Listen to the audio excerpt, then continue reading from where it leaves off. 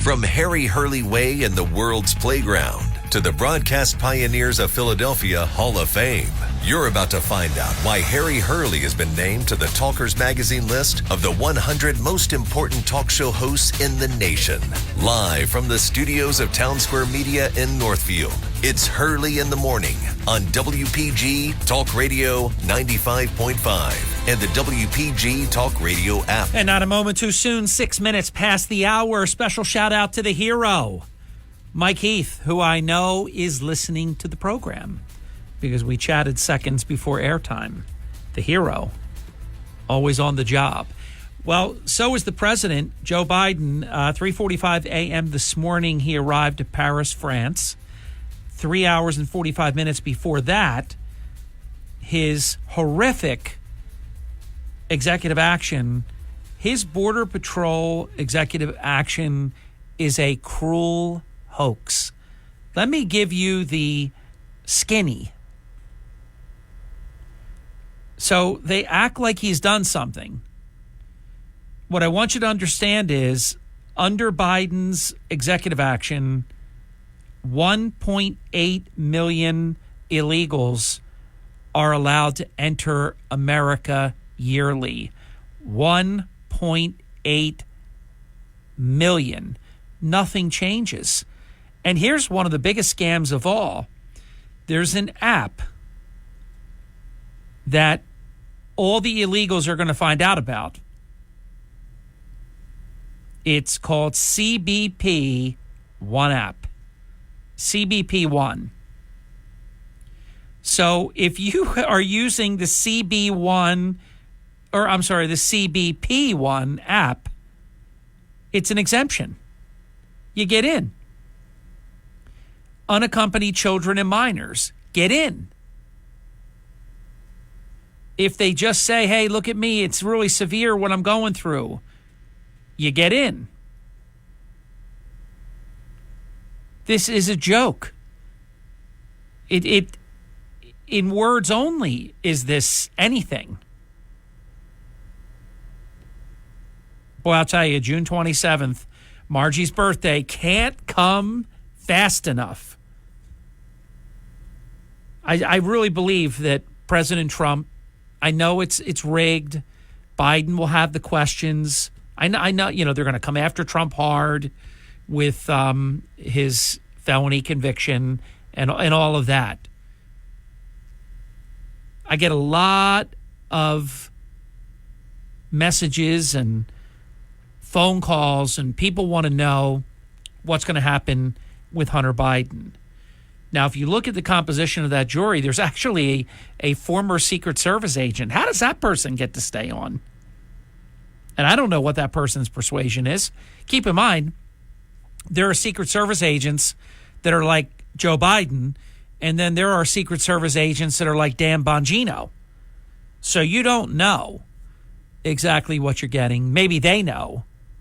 Delaware is a very tight sort of community. I mean, there were people, if you grab 250 people out of a whole state, would you think one of them would be a friend of Joe Biden's? So this is very, very, very close knit. I haven't gotten into the prediction business with this case because I don't trust anything about it. But this much I will say. I want him to be found not guilty. I'll take a hung jury, but I'd rather him be found not guilty. Because let me tell you what's going to happen. He should be found guilty. His own computer, his own book. They played Hunter in the courtroom yesterday. You know, I'll tell you, I don't know if I could have got in, but my job gets in the way of so many things. I would love, maybe I'll have the opportunity, and maybe I'll be bored if I ever get to that point. But there are just times where I would have just loved to have sat in that courtroom, listen to Hunter Biden read his book, whatever it was called, Beautiful Things or some kind of nonsense. In his own words, he was talking about doing crack every 15 minutes. So if you're doing crack every 15 minutes, number one, I don't know how this guy's still alive, but it seems pretty clear. The government, the prosecution, referred to him as a drug addict. That was pretty commonplace. Drug addict. Now, keep in mind, and if you had a chance to hear me share it with you yesterday, I'll do it if you want me to do it now. I have it. The composition of this jury, there's a lot of people on there. But then again, most people have a family member with a drug problem, a drinking problem. That is probably universally. So when you see it, oh my God, this one has this family member with a drug problem, and this one is for smoking weed and being able to get a gun permit. And I mean, there's a lot of scary stuff with this jury pool that they picked. And keep in mind, I get the calls on everything. Oh my God, a juror left. Was that the one that was, going to be hard and find him guilty? The juror left because he had like a 60-mile ride to court. They didn't have a car. It was going to be a burden to get to the court. I don't know why that person didn't bring all that up during the voir dire, because you could have avoided that. So now there's only 3 alternate jurors left. They picked 4. Now one is already on the jury. So if you're wondering, that I don't believe there's anything nefarious there. I accept it. It was a transportation issue, but should have been addressed up front. But here's my theory. If Hunter Biden is found guilty, the Democrats will defend Hunter Biden just like the media is doing it right now. They have all this soapy stuff with Joe Biden. I am president, so I can't talk about federal cases. Although he talks about Trump's under appeal. Even when the trial was not over, Biden was saying stuff. So he's just a liar about everything. Oh, I don't say anything about federal cases. Yes, you do. You just did. And you're going to continue to do it all the way through to November 5th. You're a liar. And we're going to call you out each and every time. So what I don't want to see, and they have all the, the beautiful family, loving family. Everything is, supportive and all of that. And with Trump, it is just crush him. You wouldn't even know that Trump has a family. Why weren't they playing Crocodile Tears and had the harps and violins playing during the Trump trial? But if you notice, all the coverage is very sympathetic, not harsh, like with Trump. And if he's found guilty, I guarantee you, the media will not be laughing in the courtroom like they did with Trump. So here's my theory. And, I'm pretty stubborn when I know I'm right. I know I'm right about this. I'm usually persuadable. I'm 100% not persuadable about this. I want Hunter Biden to be found not guilty. And I know that blows people's minds. What are you talking about? What sense does that make? Okay, here I go. If Hunter Biden is found guilty, the media will support Hunter Biden and be very, very sympathetic. Man with a disease, sick, all kinds of love, and make it almost like he didn't get convicted. The drug problem got convicted. They'll defend him.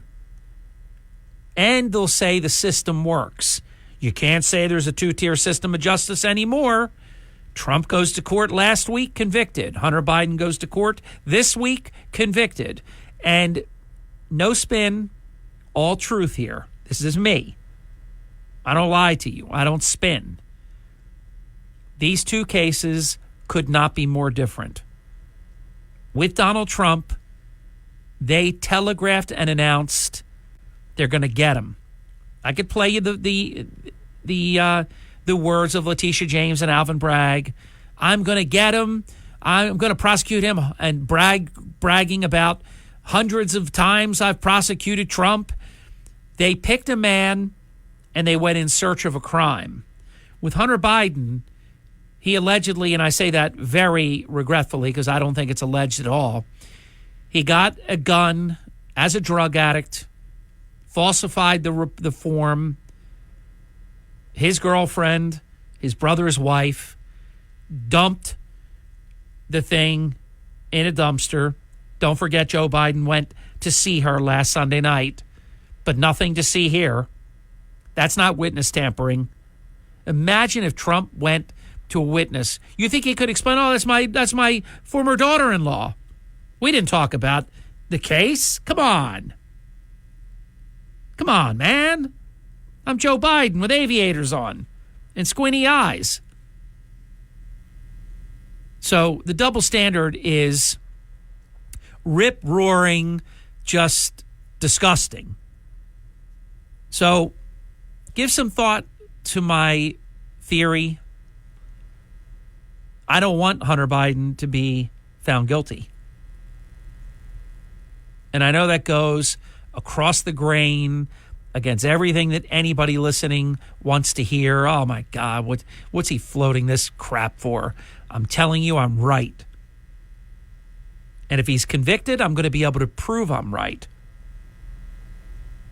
Now, if he's not convicted, think about how much President Trump will be able to say, look at this. They invented a crime. No one's ever been prosecuted in America in 247 years with what they did to me.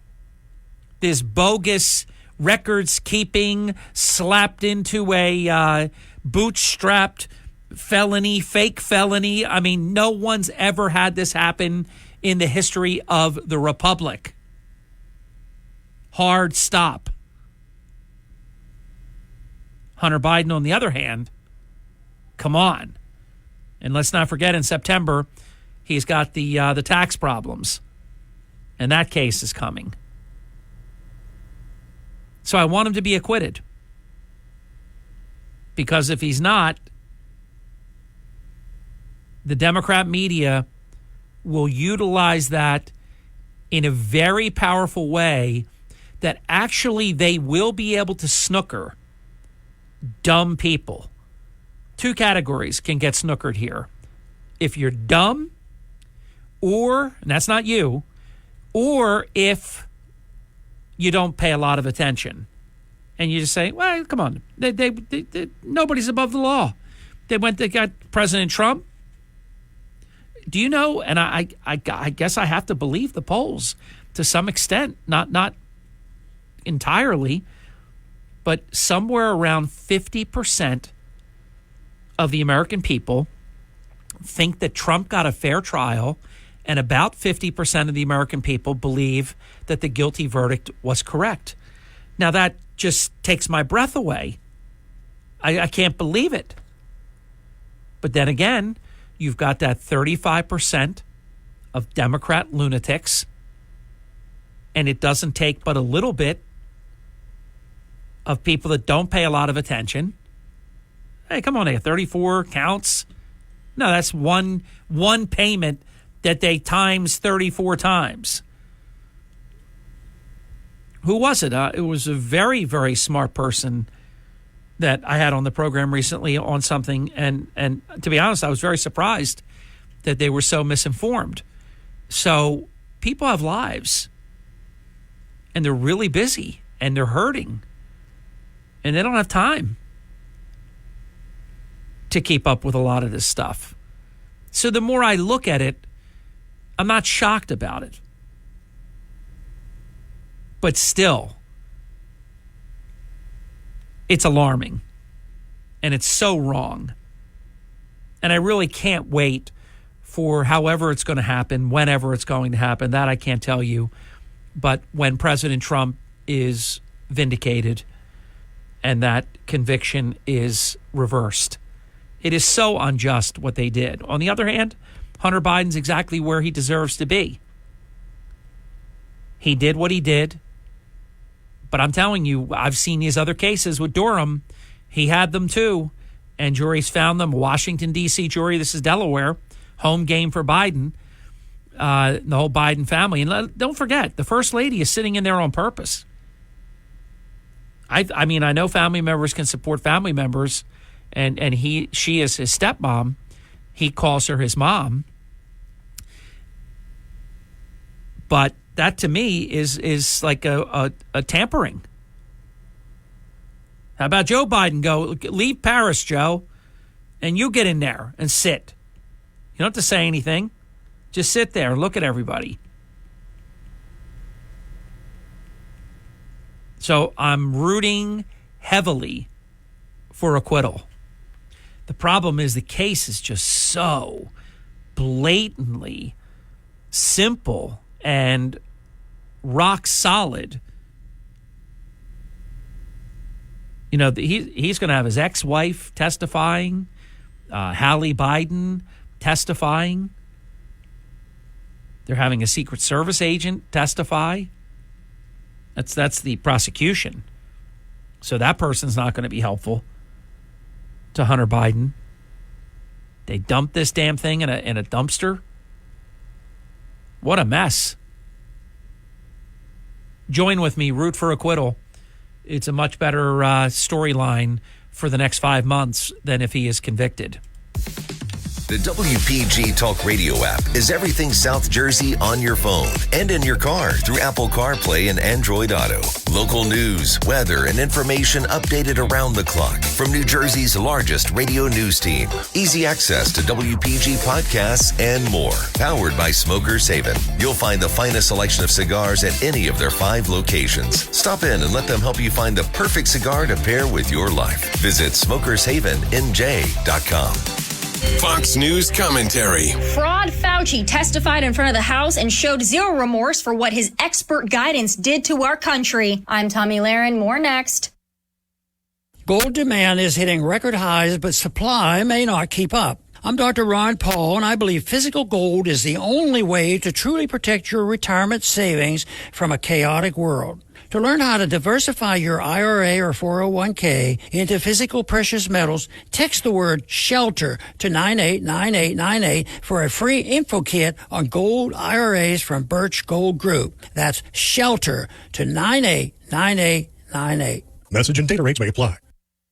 Dr. Fauci was called once again to face the music over his handling of the COVID pandemic, and once again, he failed to take accountability. Watching that dog and pony show testimony in front of the House Oversight Select Subcommittee on the coronavirus pandemic, it is clear to me that many of those Democrats, if given the chance to do it all over again, would lock us down, mask us, force vax us, and pull the same things they did 4 years ago, maybe even to a greater extent. And Fauci, for his part, took no accountability for his flip-flopping guidance, whether it be the alleged cover-up of the lab leak theory or his guidance that ruined lives, hijacked milestones, tanked small businesses, and our economy. He seemingly doesn't regret a thing. In fact, I think he'd do it again. I will never forgive those people, and you shouldn't either. I'm Tommy Lahren, and you can watch my show, Tommy Lahren is Fearless, at Outkick.com. You're waking up with Hurley in the morning on South Jersey's talk station, WPG Talk Radio 95.5. You're listening to Hurley in the morning. Established, reputable. WPG Talk Radio 95.5. I am that man. 6:27, Margie's birthday. 27 minutes past the hour. Thrilled to be here with you as your humble, unassuming, modest mayor of the morning. I thought of a new weight loss system. I'm not saying you need to drop any pounds. I'd like to drop about 5. I thought of a new weight loss system, and I think it could work. And it started on Monday. Anthony Fauci testified. Then on Tuesday, it's Merrick Garland. All you have to do is trot out a Team Biden jokester every day, and you're sure to lose your appetite. It could work.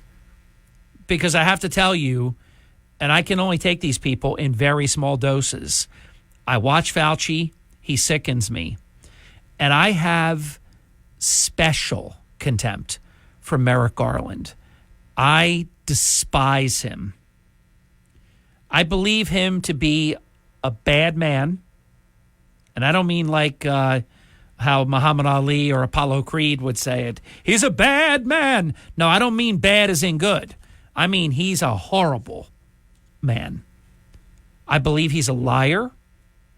When he was trying to explain why he won't turn over the audio, and he gets to tell an equal branch of government that they want it for some political purpose or useless purpose, who the hell's this guy? This punk. This is why I cannot wait until these people are gone, and we cannot have them for 4 more years. We cannot have people like Alejandro Mayorkas, Merrick Garland, Pete Buttigieg, and the rest of them. They got to go. They're just bad for our country.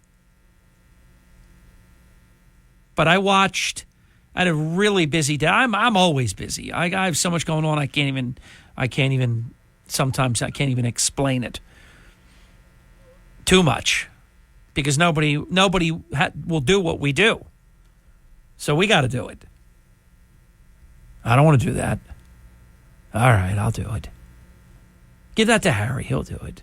I'm like Mikey. Give it to Mikey. He'll try it. Hey, Mikey, he likes it. I see this Merrick Garland, and I just about seethe. Fortunately, I only had to endure him for about maybe 5 or 10 minutes because I was wolfing down a plate of delicious pasta that Margie had made with a little bit of chicken sprinkled in with it. And that would be like the Barack Obama song.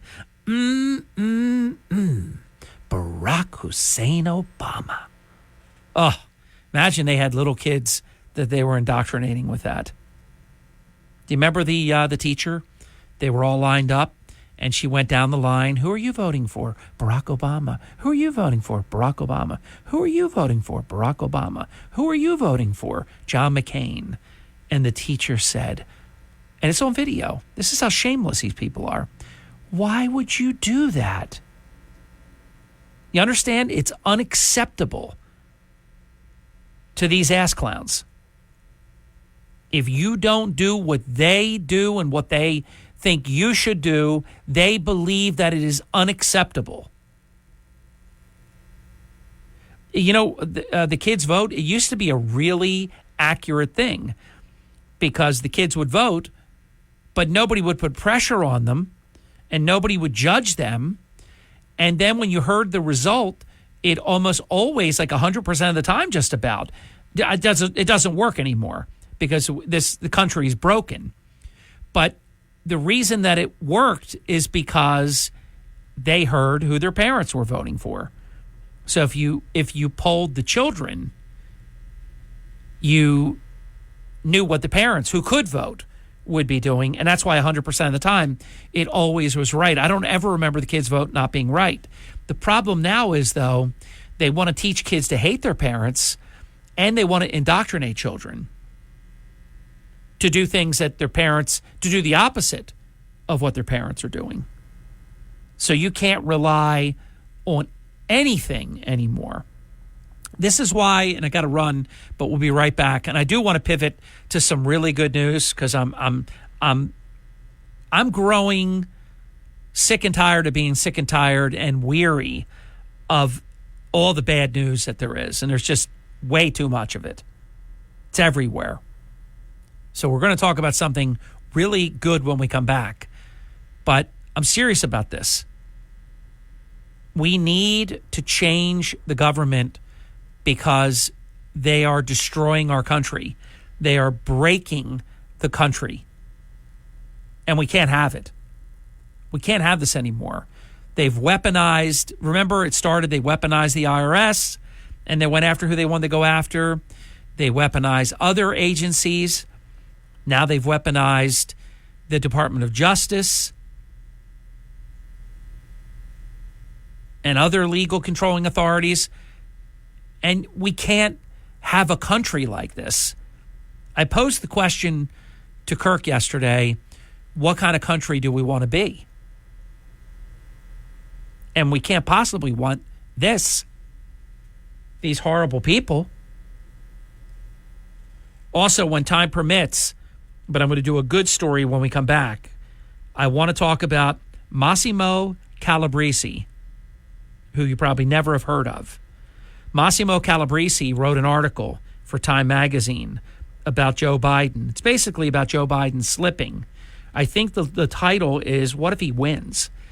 And they really got into what bad shape he is in. Other things, too, like they cover Netanyahu and some other things in the article, but they do cover that he's in really bad shape. And we know that. And we tell you all the time. And the truth, one day, and we probably won't have to wait long for it. It might not fully happen before November 5th, because obviously there's such a desire for the institutions to stop Trump that we might not get the full truth before November 5th. But we're going to get the truth. And I'm very confident saying, without being a doctor, I haven't told you about this, but, I want to become a doctor, but it's going to take a little while. No, I don't want to become a doctor, but I do have a lot of respect for good doctors. But I know this as a layperson. Joe Biden is not fit to be president now, and he is certainly not fit to be given a 4-year contract extension. We'll be back right after this. Don't go away. This is the Town Square, New Jersey Info and Weather Network. 35 minutes past the hour. Harry Hurley. 3 stories that you can follow right now on the WPG Talk Radio 95.5 app. A Cape May hotelier, Curtis Bashaw, he does it. Your boy right here endorsed him. I'm not saying that had anything to do with it, but he did it. And we write about how he did it. An Atlantic City police officer, just simply put, a hero, rescued a teenage girl and animals, multiple, from a fire. And the Atlantic City mayor, unhinged, wrote on social media. Good morning with your South Jersey weather forecast. I'm Joe Kelly. Some sunshine this morning, yielding to clouds in the afternoon. From those clouds, we could see a few scattered showers, even a thunderstorm. A high temperature today, about 77. A good chance of showers and thunderstorms tonight, a low 69. And tomorrow, scattered thunderstorms, a good possibility, especially in the afternoon. Tomorrow's high expected to be 81. The good news, the outlook for the weekend looks good. Friday, Saturday, and Sunday, sunshine with highs each day around 80. I'm Joe. Hurley in the morning. WPG Talk Radio 95.5 and the WPG Talk Radio app. Hurley in the morning. Not only the news, but perspective too. WPG Talk Radio 95.5. Thank you. Welcome back. It's 40 minutes past the hour. This is also good news. It's just funny. Before I get to the good news, and it's really good news. It is great news. Okay. I'm minding my own business, but during the breaks, I go to my news feed. I just want to see what you have to say. The people, us that follow each other, and I go up and down this feed, and I see this and I see that. So I'm going to say this person's first name, and I hope she's listening. And she is a listener of the program, which makes me very happy. And we go back a long time. Barbara is a person that I worked with for over 20 years. I had the privilege to host a number of television programs for a television station owned by Paul Engel. And they were great shows. That's how I met all the people at Deborah. This goes way, way back. Deborah has been between the TV show, which was a product of Paul's, and Barbara was a huge part of the team. And the radio program here, I mean, it's a more than 30-year relationship. So I worked with Barbara for a little over 20 years, at least. I can't even believe it was that long. It seems like it was half that, maybe. But Barbara posted the following, and it's fantastic. To show my support for Israel, I am going to add some Yiddish to my daily vocabulary. I already use some terms such as glitch, spiel, schmuck, and shtick. I use shtick a lot. From now on, I will schlep like a klutz to nosh with my mensch. I laughed audibly out loud, and I wrote a comment. I love this post, Barbara. So, Barbara, if you're out there listening, this was a good one. Now, she posted it 20 hours ago, but I literally saw it 2 minutes ago. Fantastic. Well done. All right, here's my good news, and I don't even think I'll get it all in before the next break. Might have to come back and talk and regale some more about this. I am so happy that Curtis Bashaw won the Republican nomination. I will tell you, my stomach dropped when I was in Wildwood and my friend and my former boss, President Trump, who I believe got snookered. I've been actually investigating who put in President Trump's ear at the last second in Wildwood at this amazing rally to make an endorsement in the New Jersey U.S. Senate race. Now, President Trump said himself that he wasn't going to endorse. He had no plans to endorse. I'm not going to call this person out. I don't hold them in high regard. But somebody who I know got in President Trump's ear and said, hey, look, this is Curtis Bashaw. He contributed to Chris Christie. He's a Chris Christie guy. And then, Bob, boom, that's all you have to tell President Trump. And away he went. And he made the endorsement of Christine Serrano Glasner. He wasn't going to do that. He has good judgment. He wasn't getting involved. He wasn't going to do it. But when I heard that endorsement, my stomach dropped. I thought, wow, the law of unintended consequences. If there wasn't a Wildwood rally, this would have never happened. And I have to say, I still kept saying to you, and it wasn't a lie, that Curtis was going to win. But the path was made so much more challenging when President Trump endorsed Christine Serrano Glasner. But I'll tell you what Curtis did that was just a masterclass. He came right on with us and did a definitive interview, no holds barred. First question I hit him with was to talk about President Trump endorsing your main opponent, Mayor Christine Serrano Glasner. Curtis's answer, he's an elegant man. He's a good man. He's polished. He ran a beautiful campaign, obviously. I'm not aware of anybody from southern New Jersey ever winning a statewide election. Gormley came within a whisker. I don't count Governor Florio. He's South Jersey, but Camden County. I'm talking about somebody in the Atlantic, Cape May County area. It's almost impossible. Just the size of the North versus the size of the South. Curtis won 14 out of 21 counties. That's phenomenal. If you look at the map, and you can, if you go to my article on the app, you'll see. We have the map right there. He dominated the electoral map. It's all red, and I forget what color Glasner is. She could be blue on it, but I don't recall. But it's there.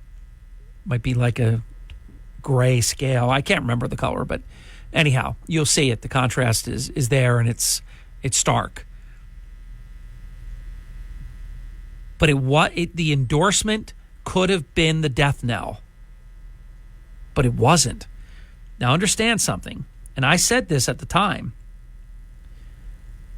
President Trump has had a perfect track record.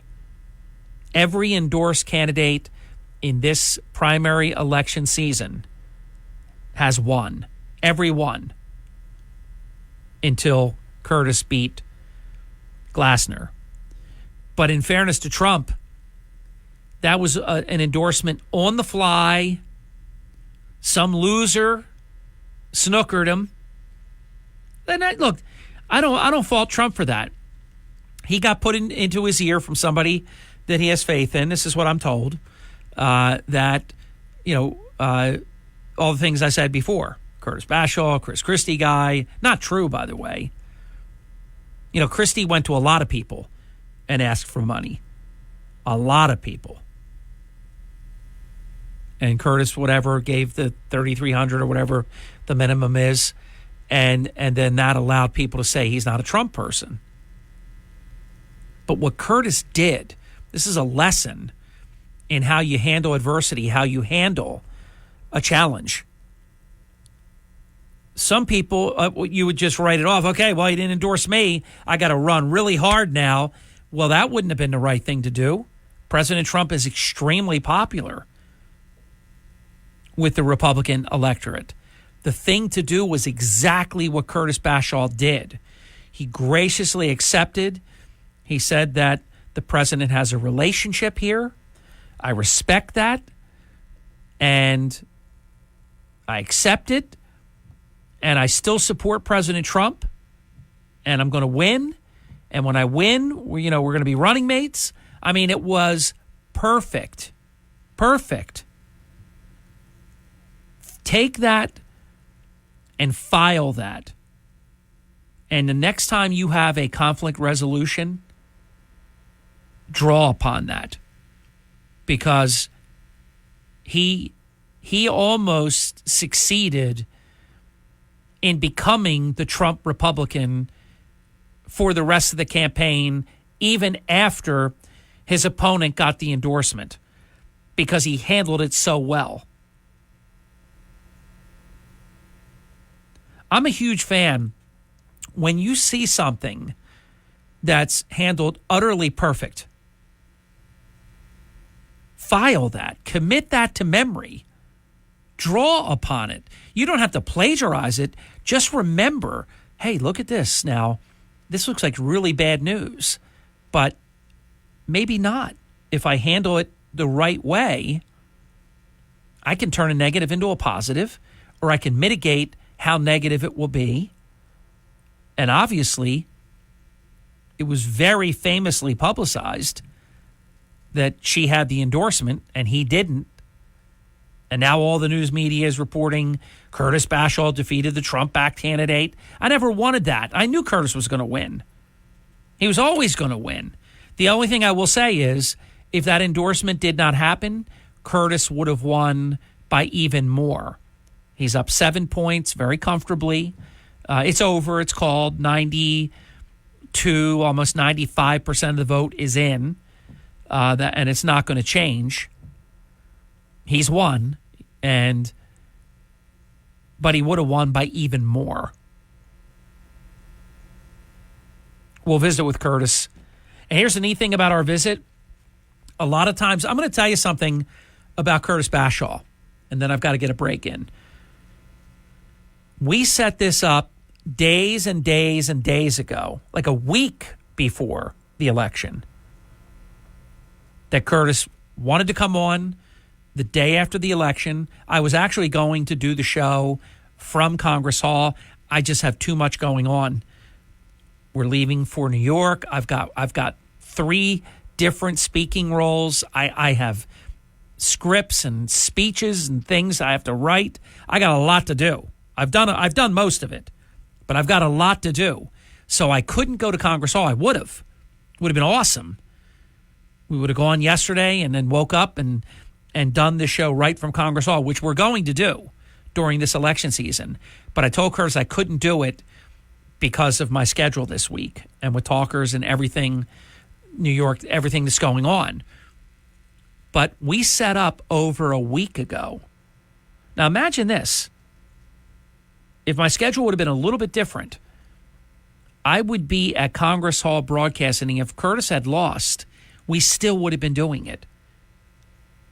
He wanted to do the day after the primary election. Now, he's not a cocky person, but he knows he did the work.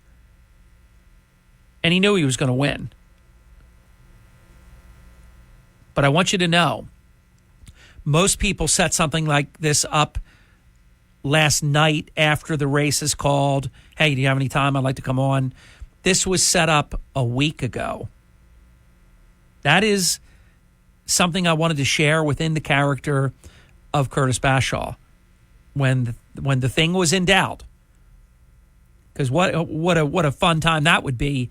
You break your back, drive 60,000 miles for all these weeks and months, and you lose, and I promise I'm going to do this show. That's the kind of person that Curtis Bashaw is. Just file that under good information to know. We'll be back. You're waking up with Hurley in the morning. Egg Harbor Township, Ocean City, Goshen, Cape May. WPG Talk Radio 95.5 and the WPG Talk Radio app. Philly. WPG Talk Radio 95.5.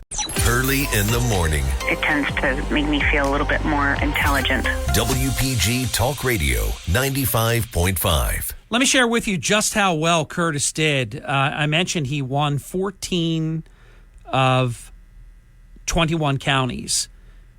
So Glasner won Bergen.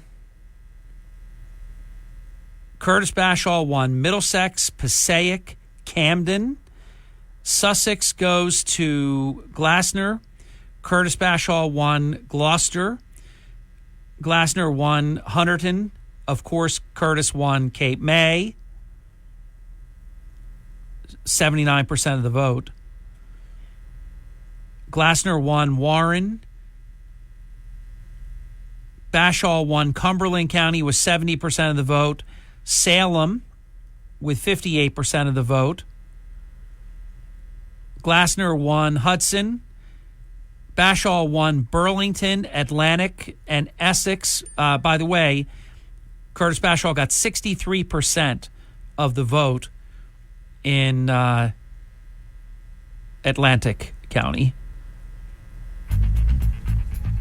Glasner won Morris. Curtis Bashaw won Somerset. Glasner won Union. And Curtis Bashaw won Mercer, Ocean, and Monmouth. 14 out of 21. All right, here's what we're doing. And this will be a hot mess if you don't participate. This entire hour, because it's rare, but we couldn't do it yesterday. I owe you open forum. This is a we owe. Call me now about anything you want to talk about. Biden, whatever. Hunter Biden, Joe Biden, whatever you want to talk about. 609-407-1450. 609-407-1450. Curtis Bashaw joining us in 1 hour. And Sean Steitler, East Coast Roofing, Siding and Windows, coming up in 2 hours. We'll be back. It's Hurley in the Morning. From Harry Hurley Way in the world's playground to the broadcast pioneers of Philadelphia Hall of Fame, you're about to find out why Harry Hurley has been named to the Talkers Magazine list of the 100 most important talk show hosts in the nation. Live from the studios of Town Square Media in Northfield, it's Hurley in the Morning on WPG Talk Radio 95.5 and the WPG Talk Radio app. Thank you. Welcome. It is 5 minutes past the hour. Hurley in the Morning on the job. Well, the president arrived at Paris, France, and what's the first thing they did? They immediately called a lid. Fox News' Peter Doocy confirmed this. This is incredible. I mean, I can't even begin to tell you how unacceptable this presidency has been. It is a joke. It is a scam and a joke. Do you remember how the media suffocated President Trump? How the media treated his press secretaries? Sarah Huckabee Sanders, and so on. Kayleigh McEnany. Just horribly. Follow up, yelling, screaming, crazies, and nothing. They just take all this. Because, understand, their lives could be very interesting. You know, when Trump was in office, they couldn't keep up with him. but they were never bored. This administration starts late each day, ends early, and as a Thursday afternoon, they have a lid until Monday. This is crazy. It's a part-time presidency. 609-407-1450, an open phone line, and it is wide open for them for the entire hour. Welcome to Hurley in the Morning. Glad you called in. You're on the air. Good morning, Harry. It's Tom. Hey, Tom. Listen, when I was in Merritt Garland yesterday and all of his goofy answers there, made me think of how lucky we are that Mitch McConnell held up his nomination, or he would have been a Supreme Court justice. And think about how bad that would have been. Listen, and we have Mitch McConnell to thank for that, who gets trashed a lot now. And look, some of it he's earned, but he took a lot of heat to not let that Merrick Garland nomination get a hearing. And that in many respects, you can't just say one justice being avoided, not having him on the Supreme Court of the United States saved the country. But we see him now. We see what a horrifically dirty and partisan person he is. Could you imagine that man up there for a lifetime? Oh, I mean, it's terrible, and so we do win, a lot of decisions 6-3, but would have been a 5-4. So you're only, by right now. And Tom, 5-4, almost not. It wouldn't be, because Roberts is only part of 6-3 because he wants to be in the majority. He would have flipped to the other side. Yeah, I mean, so it really was a major happening, for the benefit of the country. And just one other thing, as I was going through today's history there, I can't believe it was 56 years ago today that Robert Kennedy was killed. How about that? I mean, there, and then in 2004, President Reagan passed away. I mean, a lot of different things happened on this day. The 1967 was the beginning of the Middle East, the 67 war. So, I mean, today is, the day before D-Day, but there's a lot of other things that have happened on this day there. But I was just, listening to you earlier coming in when you talked about Garland, and I saw part of his testimony. I mean, how terrible that would have been.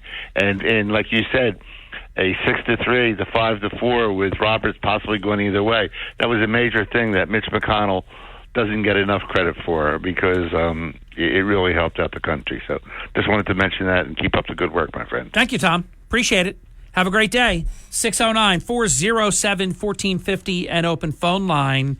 This portion of Hurley in the Morning brought to us in part by Batteries Plus, and they are located directly next door to Broadcast Center.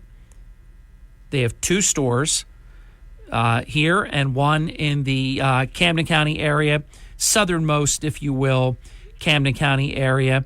They do a great job.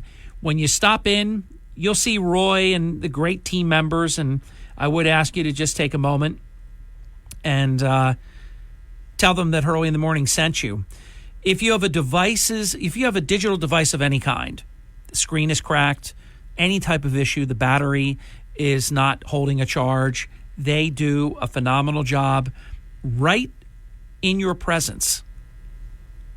That's how they do it. It's not like leave the phone here, leave the iPad here, and we'll get back to you. They do it right there. They can fix it. They have all the parts, and then your phone will be like it's brand new. I've done it. I had a 2-year-old phone that was in great shape, but the battery wasn't holding a charge like I would like it to. These lithium batteries, you charge them, and then even when you're at 100%, they run down very, very quickly as they get older. If you need a battery for a car, truck, marine, RV, camper, golf cart, ATV, mobility scooter, motorcycle, they've got them all. If you need the items for storm seasons, they have the LED, the emergency lighting, the portable generators, the surge protectors. They've got it all. They fix it while you wait. 900 Tilton Road in Northfield, Route 73 in Mount Laurel. Stop into one of their locations and enter to win a pair of tickets to see Journey and Def Leppard later this summer in the city of brotherly love. When we come back, you will join the program next. It is the Hurley in the Morning program. You're waking up with Hurley in the Morning. It's the topics that matter to me. WPG Talk Radio 95.5. Your morning cup of Sean. This is the Sean Hannity Morning Minute. Hunter Biden's lawyers signal they'll strike from the jury pool 23-year-old retired veteran of the Wilmington Police Department who thinks Trump, not Democrats, is a victim of political prosecution. He said Trump's New York trial and the dossier, referring to the dirty misinformation Russian dossier, made him believe prosecutors pursue cases for political reasons. Abby Lowell asked the potential juror if the Democrats are ever plagued by this, but the juror said he wasn't aware of it happening. Lowell later told the juror that he'd used one of his strikes against that man. Anyway, opening statements were delayed when 5 jurors didn't show up. Wow. Can you imagine if any of this happened in New York City? No, that's not going to happen there. The conservative underground meets later today on the Sean Hannity Show. You know, this is getting out of control. Our government is sinking $1 trillion in debt every 100 days. That's right, $1 trillion every 100 days. Do you want to bail the government out of debt? I didn't think so. I know I sure don't. This is Linda, and when I worry about the national debt, I turn to safe haven assets like gold and silver. And that's why we partnered with the highest rated gold company, Goldco. They have earned over 5,000 five-star reviews from tens of thousands of happy customers who diversified their savings with gold and silver. Today, Goldco is offering you up to 8 years in free IRA fees plus 8% instant match in bonus silver with a qualified account. Call 855-815-GOLD for free IRA fees, bonus silver, free gold, and silver info kit. What are you waiting for? Safeguard your money with physical gold and silver before it's too late. That's what I did. Call 855-815-GOLD, 855-815-GOLD. That's 855-815-GOLD. Starting your day the right way with Hurley in the Morning on South Jersey's talk station, WPG Talk Radio 95. Hurley in the Morning. If you really want to know what's happening in Atlantic City, it's Harry Hurley every single morning. That's right. WPG Talk Radio I am that man. 95.5. It is 15 minutes past the hour. Thrilled to be here with you. About 50 minutes from now, we will have the first interview with Curtis Bashaw since winning yesterday's Republican U.S. Senate primary. And it is a great victory on top of everything. It is so hard for a southern New Jersey candidate to win statewide. Bill Gormley came within a whisker. I don't know if anybody, a friend of mine wrote me, Charlie Sandman, and God rest his soul, and I'm a huge fan, but Charlie Sandman was a one-district United States congressman, not a statewide Senate candidate. It is so hard to accomplish what Curtis Bashaw has done, and on top of losing, out on, well, there shouldn't even have been an endorsement, but losing out on the endorsement to his main opponent a few weeks before the election and overcoming that. I mean, this is just, and I'm talking about the President Trump endorsement. This is just huge. All right, I'm going to throw a red flag, then I'm going to open up the phones. I am sick of this Joe Biden lying and getting away with it. This guy, do your damn job. Guy gets to Paris and immediately puts a lid on the whole operation. So they're not functioning. They're not in business. Biden has falsely claimed that world leaders are scared of another Trump presidency. Guess what? You're a liar. And they won't, but until somebody would actually come out and say it, we must treat it like it is Joe Biden, always the provocateur, always the plagiarist, always the liar, that he's lying about this. I'm scared that Joe Biden is president. I'm not afraid of anything. Look what this guy, look at the world, look at our country, look at what this guy has done. Then he comes out with an executive order for border action, and it allows 1.8 million illegals to come into this country. What are we talking about? Nearly 2 million a year? 8 million in a 4-year term? And I promise you, because I've done my homework, if they say the cat had kittens, they get in. If they're unaccompanied minor, they get in. If they say, boo-hoo, boo-hoo, I'm scared, they get in. This is a fake executive order, and it is riddled with exceptions to where this is not even a workable policy. This is just to make it look like they're doing something 5 months before the election.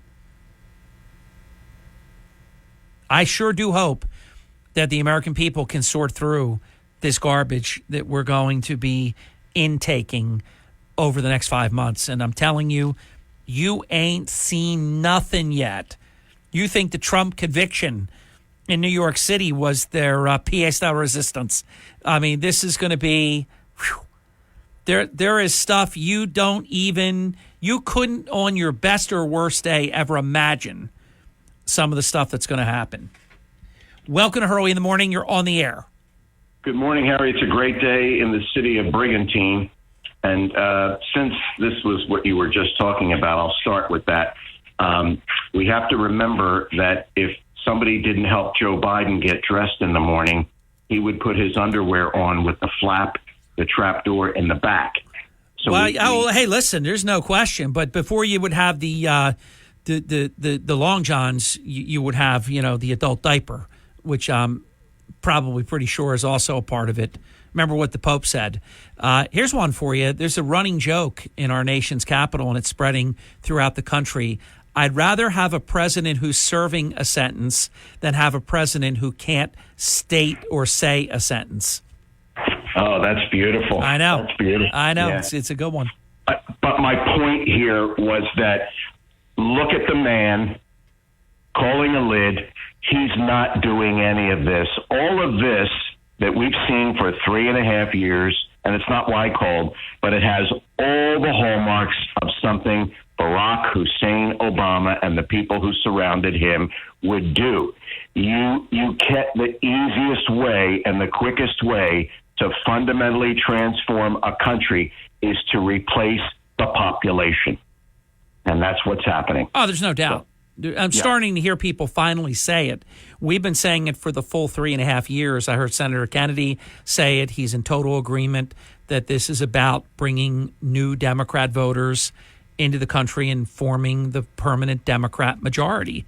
And Andy, I got to say, they're well on their way. If they get 4 more years, it's over. They've got it. But Joe Biden now would have us all believe that he's going to curtail illegal immigration and prevent these asylum seekers. Think about this, Harry, because we know it's all smoke and mirrors. It's not real. But that's what they're putting out there. Wait a minute now. I thought these were just poor people who were being persecuted and who were coming here for a better life. Wait a minute. We're not going to let them in. Harry, that's not who we are. Right. Aren't people who do that racists and xenophobes? That's what they say. That's what they say. Now, Hunter, with his mommy in the courtroom yesterday, is tantamount to him saying, I'm sitting right here next to my father. We all remember that. Sure.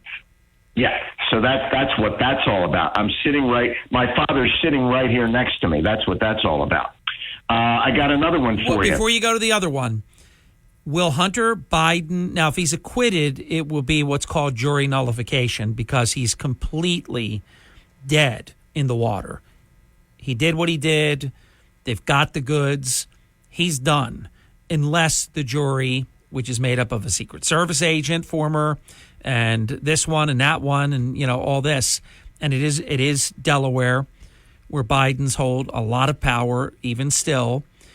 Is he going to be convicted or will he be acquitted or will it be a hung jury? Honestly, Harry, I don't know, but I agree 10,000% with what you said. I want him to get off. Me too. Because now you juxtapose these two trials. You got a guy with no evidence who gets convicted, and you got a guy with reams of evidence that they had now admit that they hid and wouldn't let you see because it was so damning, gets off. Yes. So I agree with you. I want him to get off. because we got to show what a sham this court system is now. This correct. For those who did not hear my monologue, because if Hunter Biden is convicted, the Democrats and the Democrat media will show great compassion, so that won't hurt Biden at all, meaning the president.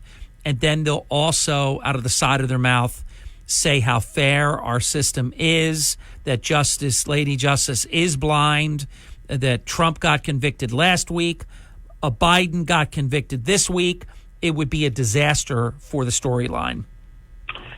Jamie Raskin. Yes.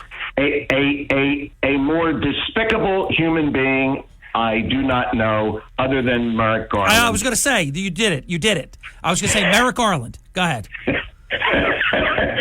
So Jamie Raskin finally said something I agree with, Harry. You want to hear it? Of course.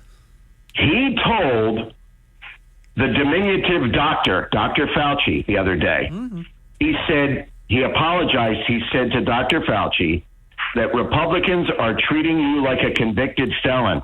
And then he said, well, maybe you'd probably like it if they treated you like a convicted felon, because they worship convicted felons and they treat them with love and respect.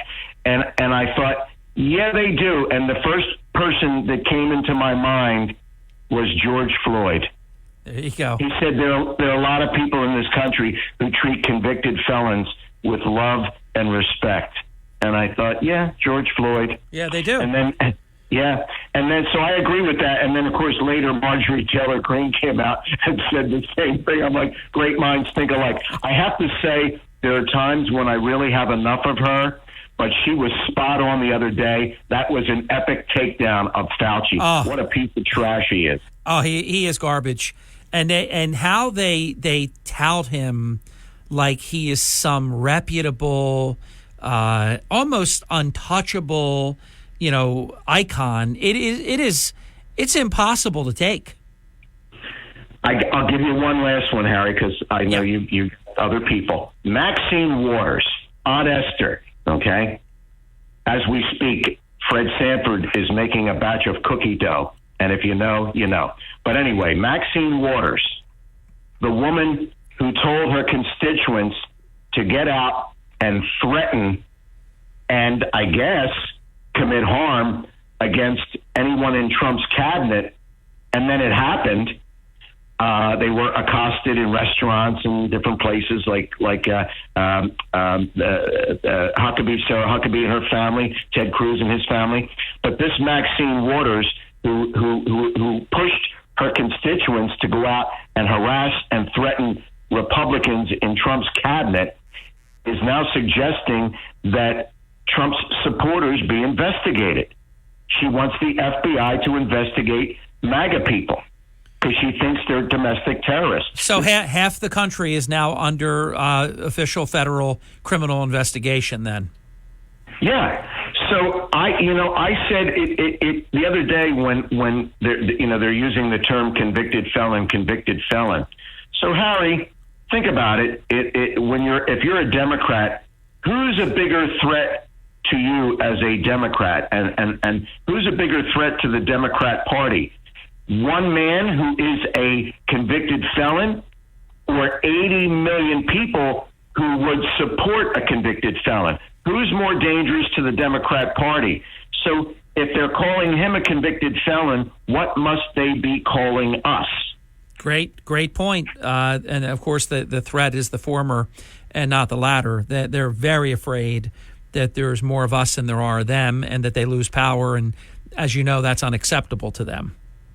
Yeah, I mean, Trump, whatever happens, Donald Trump will be gone in 4 years, but we'll still be here. They're still going to have a country of people, 80 million plus strong, who want someone like Donald Trump and who summarily reject the Democrats and all they stand for. Correct. So like Donald Trump always says, it's you they're going after. I'm just in the way. He's right. They have to go through. So, if you think getting shut down on Facebook, I mean, Harry, during COVID, when none of us was, well, you were working, but I wasn't working. Most people weren't working. and I had all this time, and every time I opened my mouth on Facebook about Fauci, I got shut down. So I said, I got all this time. I started a blog. So I wrote everything that I was thinking in the blog, and I just used my Facebook page to direct people to the blog to read. And I wrote like long columns.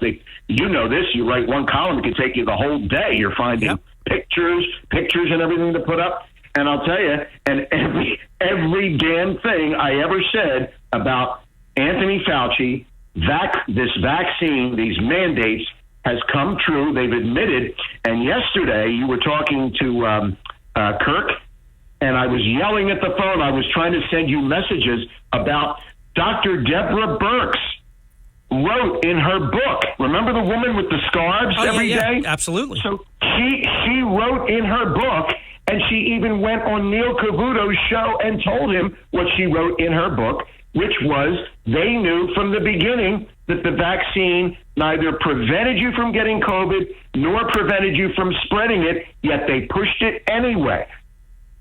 She admitted it. I saw her. I don't know why. I saw her. Yeah, I don't know why this doesn't get more coverage. And yes, you do, because it does not fit the storyline. Well, I mean, it was on Cavuto. Cavuto. Well, I don't want to go with him, but I just the video pops up again, and I've posted it 100 times. There's a video of Dr. Fauci on a TV show where he's talking about the flu, and the host has taken a call from a caller, a viewer, who is asking, she's had the flu and she got over the flu. Does she still need to take the vaccine? And he said unequivocally, absolutely not. He said the best vaccine is getting infected yourself. Now, if it's true for the flu, why wouldn't it be true for another virus? A virus. It's the common cold. It's the same family as the common cold, the coronavirus. But he said unequivocally, and he kept repeating himself, you do not need to get vaccinated if you've been infected. Getting infected is the best protection. So, and now it's funny, Harry, because that video, I posted it a dozen times and other people have posted it. Just the other day, I went to post it again, and someone made an adjustment in the headline below the video, and it has in parentheses, the flu is not COVID in all capital letters. So somebody's caught on that this video is getting around. Well, we got to make sure people don't equivocate, don't make COVID like the flu. It's not the same. It's not the same. It's not the same. But that guy, I'm telling you, that was such an epic. I didn't see. Did Rand Paul talk to him the other day? I did not see Rand Paul, but I didn't see all the hearing. I don't think he did, and he should have. But I'm trying to think. The reason it wouldn't be Fauci was he appearing before a Senate committee or a House committee? Well, it was Marjorie Taylor Greene. Yes, so that's a congresswoman. Rand Paul would not have been there because it was not a Senate committee; it was a House committee. But wouldn't you like to have a panel like a January 6th panel, which was a fake panel? Wouldn't you like to have a panel with James Comer and Marjorie Taylor Greene and Rand Paul and Ted Cruz? I mean, mother of God. I'm going to end with your favorite despicable human being, Merrick Garland. Harry, you look at this guy, and I've said it before, this is a guy who didn't have a date for the prom. No one ever gave this man a second look. He is such a pathetic little despicable human being. And for him to basically say, I'm not giving you, you want these tapes, but I'm not giving them to you because I don't like the reason that you're going to use them. I mean, mother of God, you want to just get up there. I mean, this guy out of 4 years of high school probably spent 3.5 of it in his locker. They have to impeach him. They have to find him also in contempt of Congress. As I go to the break, a great gentlelady listener of the program, a friend of mine, would like a link to your blog if you still have it. So I sent you, at her request, her contact information. It's in your phone now.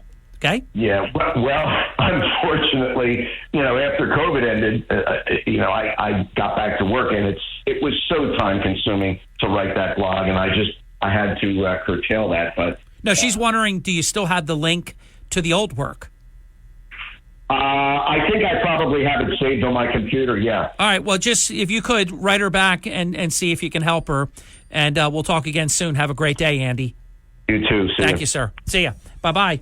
When we come back, I promise, post-haste, we will go right to you. Sorry for the wait. We'll be right back. It is Hurley in the Morning. We'll be joined by Curtis Bashaw in 30 minutes, 32 minutes to be exact. The first interview with Curtis since winning yesterday's Republican U.S. Senate primary for New Jersey. What a tremendous victory, and we write all about it if you want to go to the website or to the app, WPG Talk Radio 95.5, the app, or WPGTalkRadio.com. A very, I think, readable, I think it's interesting, and it's my take on how Curtis won, because nobody wins from southern New Jersey, statewide in New Jersey. I'm not aware of it ever happening, ever, until now. This is the Town Square, New Jersey Info and Weather Network. Harry Hurley, 3 stories you can follow right now on the WPG Talk Radio 95.5 app. The one I just mentioned, Cape May hotelier Curtis Bashaw wins. Here's how. Atlantic City police officer, bona fide hero, rescued a teenage girl and multiple animals from a fire in Atlantic City. Just a great story. And the Atlantic City mayor, this is not a great story, unhinged, wrote a social media rant, crazy post. Part of it said, I'm a park where I want. Stations only. Good morning with your South Jersey weather forecast. I'm Joe Kelly. We're going to start out nice this morning with some sunshine, but some clouds move in for the afternoon. Chance of scattered thunderstorms. High temperature today about 77. Scattered showers and thunderstorms more likely tonight, a low 69. And tomorrow, more scattered showers and thunderstorms, especially in the afternoon. Tomorrow's high 81. As of right now, though, the outlook for the weekend looks pretty good. Friday, Saturday, and Sunday, we're going to have sunshine. Highs each day about 80. That's your South Jersey weather. I'm Joe. You're waking up with Hurley in the Morning on South Jersey's talk station, WPG Talk Radio 95.5 and the WPG Talk Radio. You're waking up with Hurley in the Morning. It's well-balanced conversation. WPG Talk Radio It's what we do. 95.5. Thank you. 38 minutes past the hour, 6:09. 407-1415 open phone line. Welcome to Hurley in the Morning. You're on the air. Harry. Hello, my friend. You know that you were probably the only guy that Curtis had put on a 5x10 card. It said Harry Hurley endorses Curtis Bashaw. You know, I saw that. Actually, because you know how the mail works. Sometimes yours comes a day later or something like that. So a friend sent it to me even before we got it in our mailbox. I was surprised. I mean, I did it. I publicly endorsed him at the Ronald Reagan dinner where I was the MC. I was happy to do it. I don't do it often. And I wasn't displeased that he utilized it. And I did see that. Number two, with that, what is the address or telephone number for Curtis for donations and stuff? Because I have his lawn marker, but that was given to me by one of the Republicans, but I don't have any. All right, I'm going to give you two ways. One will be that I will address that. He's going to be here in less than 30 minutes. I will get that. If you're still listening, you will get it because I'll ask him to put that out over the air. I also know you could easily call Congress Hall and ask for that information. I'm sure they would have it, but probably even sooner than that, just be listening at 8:05, 8:06-ish, and I will pose that question for you. Okay. Number three, do you have the list of Upper Township winners? I do not, but I can get them. Because the boys evidently met at the former bowling alley. Let me ask you this. Do you have a computer? Do you use a computer? Yeah. Okay. Just go to the Cape May County website, and if they do it exactly like Joe Girallo does it here, They'll have an easy link right there, and all the votes aren't in yet, but probably like 95%. So you'll be able to see. You'll get a link right there, town by town. Easy to get. Okay, make sure the address for Curtis is, or whatever, I'm going to get it for you. Information is repeated a couple of times. Yeah, I promise you. Okay, have a good day. You Bye-bye. too, my friend. See ya. Bye-bye. 609-407-1450. Let's take the final break. And when we come back, I'll either go to your calls, but right now the phone lines are clear. I'll either go to your calls, or what I do want to do, I want to share some thoughts towards the end of the hour, which we're getting closer, about Curtis, about his win. And I think that will serve us well as like an appetizer going into the main course, which is the interview with the successful candidate who is now the Republican nominee for the United States Senate for New Jersey. And I'm serious about this. I cannot overstate how impressive it is. And look at Joe Girallo. Joe Girallo's helping me for another county based on the gentleman's call. So very cool. Wow. He shared with me, and this is my friend that's reporting it for NewJerseyGlobe.com, cousins from Cape May oust incumbents in Upper. Now, Joe, do me a favor. If you talk to my friend before I do, Upper doesn't have 3 P's in it. I'm just teasing, but the headline actually has Upper, UPPPER. I never saw that before. It's easy to do. It's just a typo. All right, we'll be back. Don't go away. As always, don't try this at home. It's not safe. Don't do it. Whatever you do, don't do it. Leave it to me, your trained broadcasting specialist. 609-407-1450. Phone lines are open. It is the Hurley in the Morning program. People all over the Jersey Shore have found the easiest way to stay connected to South Jersey's talk station. It's the WPG Talk Radio app. Read free, unlimited South Jersey news. Listen to your favorite talk shows. Send us breaking news tips and more. The WPG Talk Radio app is powered by Smokers Haven. You'll find the finest selection of cigars at any of their 5 locations. Stop in and let them help you find the perfect cigar to pair with your life. SmokersHavenNJ.com. Listen at home or in the office on your smart speaker. Just say, play WPG. You're waking up with Hurley in the morning. I listen every morning. WPG Talk Radio 95.5. Thank you. We're back. It's 47 minutes past the hour. Just chatted briefly with Curtis Bashall. He'll be with us coming up right after the top of the hour break. Let me take this opportunity, and if you want to jump in, 609-407-1450. To my Cape May County friend, I tried to find the link. I mean, I will tell you, in Atlantic County, if you go to the Atlantic County website, you would easily have a link. I couldn't find it. I really did check. Let me just try one more thing real quick. Then I'll do what I said I was going to do. Hold on. Let me go to Cape May County Board of Elections, not to the clerk. County. I'm telling you, my phone, I've told you this before, ever since I got the new iPhone, it's haunted. I loved my other one so much better. Let's see. La, la, la, la, la, la.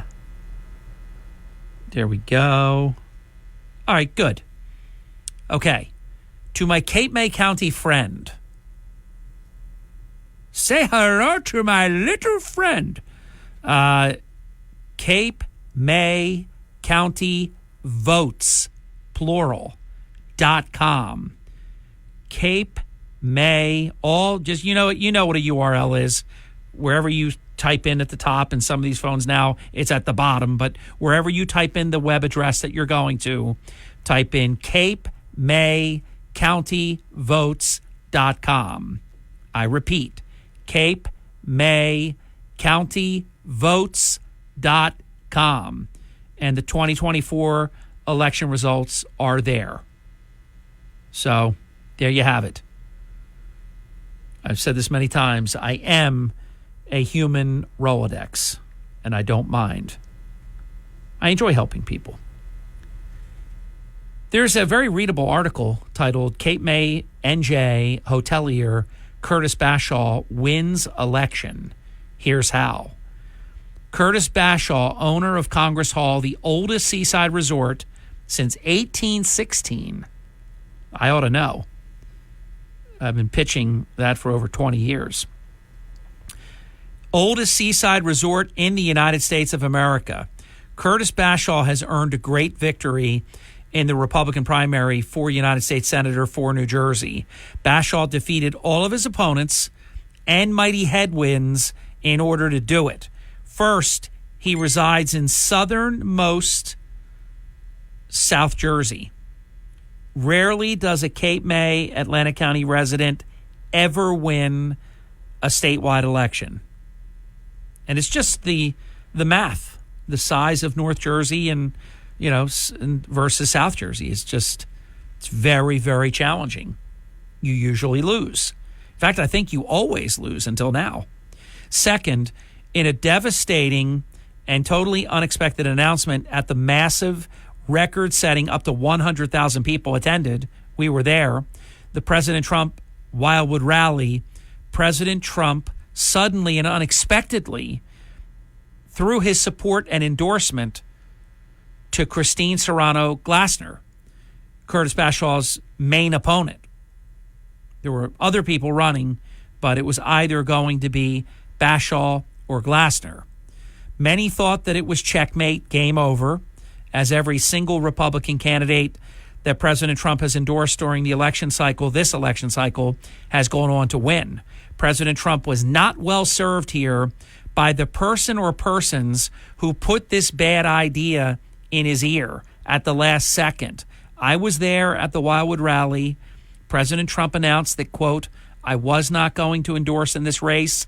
I was going to stay out. I was there. I heard it. I saw it. And I thought, oh, no.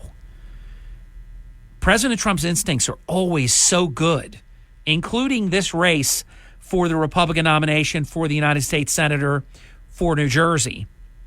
President Trump had no intentions of getting involved in the New Jersey United States Senate primary election. And for his part in this, Bashaw could not have handled it better. In a definitive interview on air that we did with Bashaw on the Monday after the President Trump rally in Wildwood, Bashaw graciously accepted President Trump's decision to endorse his main opponent, Glasner, and Bashaw enthusiastically, publicly reaffirmed his unconditional support for President Trump. Bashaw then proceeded to campaign as a Trump Republican for the remainder of the campaign. It was a masterclass. It worked. Bashaw succeeded in earning the status of the real Trump Republican in the race, despite the fact that Glasner actually had the endorsement. It was beautiful. It was amazing. And it was intellectually honest. Bashaw successfully threaded the electoral needle with an eye hole that was very small indeed. Bashaw also did a lot of work, hard work, during the primary election campaign. He simply outworked all of his opponents by a mile. Bashaw took his message to every nook and cranny throughout the most densely populated state in America. Bashaw barnstormed all 21 counties. He wound up winning endorsements in 16 of 21 of them. Bashaw drove more than 60,000 miles during the 2024 primary election campaign, and by 9 p.m. last night, it was apparent that Bashaw had, in fact, won the Republican nomination for the United States Senator for New Jersey. It was quite extraordinary. Bashaw won 14 of 21 counties, and with 92% of the vote counted, Bashaw leads Glasner 45.6% to 38.6% of the vote. Justin Murphy grabbed 11.2%. Albert Harshaw received 4.6% of the vote. We have a map of the entire state, colored. Bashall's in red. Glassner is in teal green. And you can see how Bashall dominated by county the electoral map. No Republican has been elected for the United States Senator for New Jersey in more than 50 years. It is now down to Republican Curtis Bashall versus Democrat Andy Kim with a twist, and I'll get to it in a second. And then don't go away on the phone lines. We'll have time to get you on, too. I very much like Bashall's chances head-to-head versus Kim. What I like even more, when you add the newly minted independent candidacy of current United States Senator Robert Menendez into the mix, and Bashall begins the general election campaign as the favorite to win. A special shout-out to New Jersey Senator Michael Testa, who served as the state chairman of Bashall's victorious campaign. Testa was all in from the beginning. He's a loyal guy, good guy. Testa was a very unifying force for good.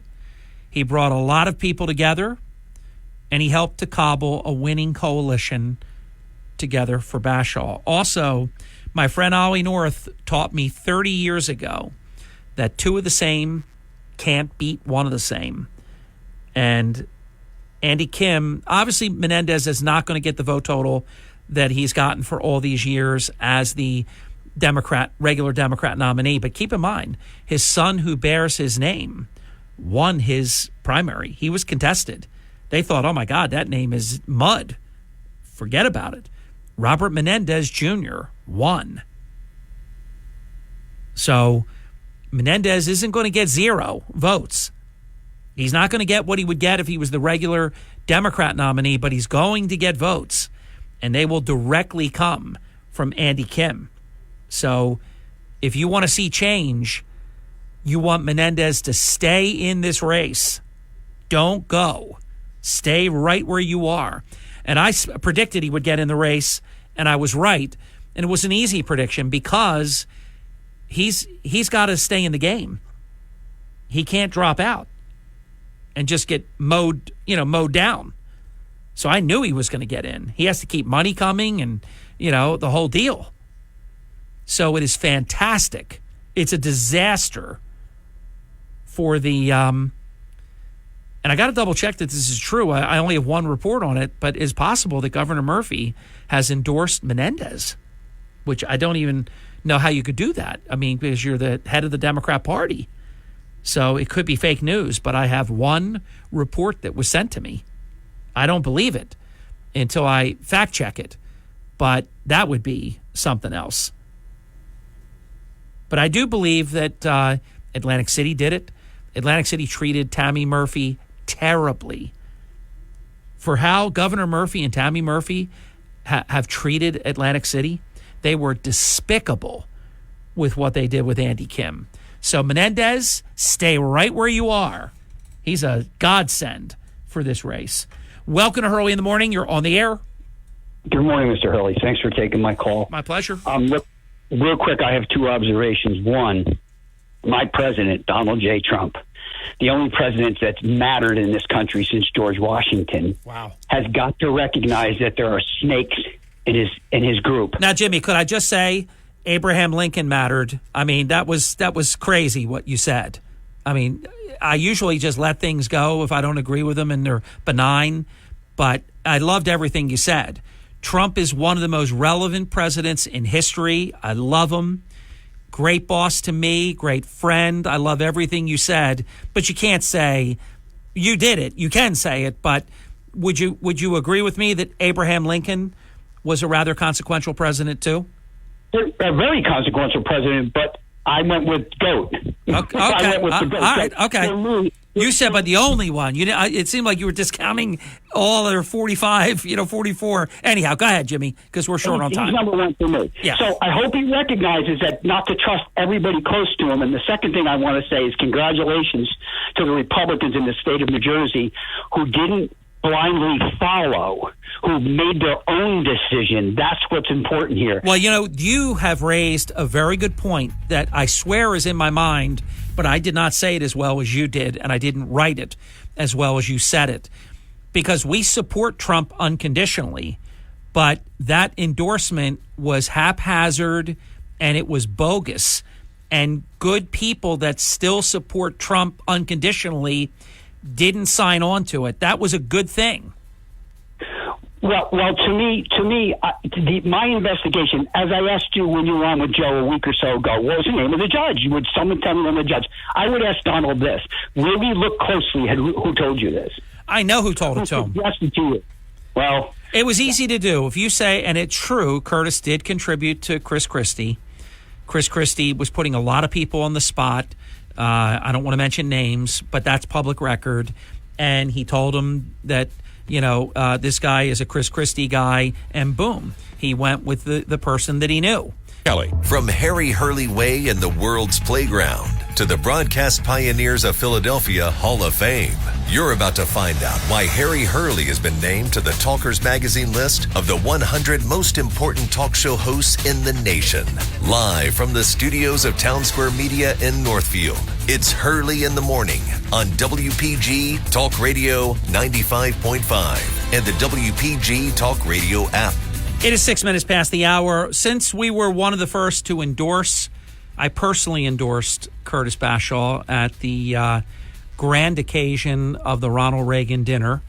I don't want to say much to everyone's surprise, but nobody knew I was going to do it. I didn't tell Curtis. I didn't tell Don Purdy. I didn't tell anybody. Don Purdy, it was his event, and he said, you have no limits. You can say whatever you want to say. So I wasn't being a sneak.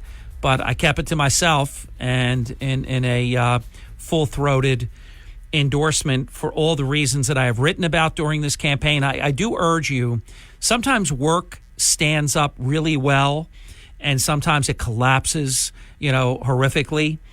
Go back, I don't even remember the date, but if you go into the archives of the WPG Talk Radio 95.5 app, I might even refresh it today and republish it.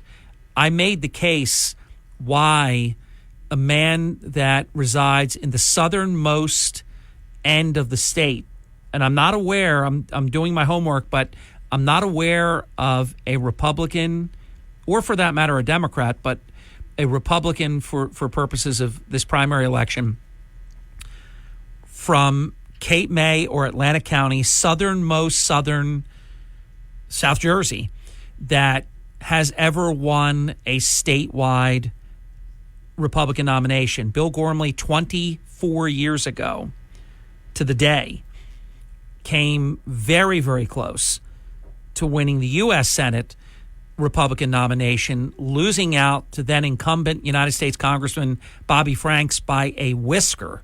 I mean, it was like a nail biter. That was close, but you know what they say, except in horseshoes and hand grenades, close isn't winning. What a great victory. And I'm not surprised. And I think Curtis will back me up on this. I said to him a number of times during this campaign that I know that you are going to win. And see, I don't make predictions. They sound like they're predictions because they're in advance of the act, taking place. But I watched this man wear out tires on automobiles, 60,000 miles, the most densely populated state in America. 16 out of 21 endorsements, won 14 out of 21 counties. This was a great victory. Enter to the scene. I'm going to mint him now. It's not official until the race is certified, but I'm not obliged to honor that. The newly minted Republican nominee for the United States Senate, Curtis Bashaw, joins the program. Well, look what you did, Curtis. Harry, it's great to be here. Thank you. It was what New Jersey did yesterday. I'll tell you, people are hungry for change. They want outsiders to go to Washington. They want to see this Democratic monopoly broken. And people showed up for us. And it was a really huge honor, and it was a great victory. We're thrilled with the opportunity now to take this message and to the whole state and to beat Andy Kim and the Democrats this fall. Well, just like I knew you were going to win the primary, you are going to win. You better get ready. You're going to be, for the next 6 years, the United States Senator for New Jersey. My friend Ollie North told me 30 years ago when I filled in and hosted his national show, and we had a great conversation. He was running against Chuck Robb, if you remember him in those days. Mm-hmm. And Chuck Robb was very, very famous family, very powerful, all that. Ollie North would have won, but there was a dirty deal done, and they ran a second Republican, Marshall Coleman. Ollie barely lost the race. Chuck Robb got another 6 years that he never should have gotten. And Ollie taught me something I never forgot. And he said, Harry, two of the same can't beat one of the same. It's inconceivable to me for how strong you are, and you will only get stronger now that you have the general election campaign to wage. I'm convinced of that. It only stands to reason that there is no way that Andy Kim and Bob Menendez can beat Curtis Bashaw. Menendez, his son, won, so that name is not mud at this point with Democrats. Obviously, he's not going to get the votes that he would get if he was the regular Democrat nominee.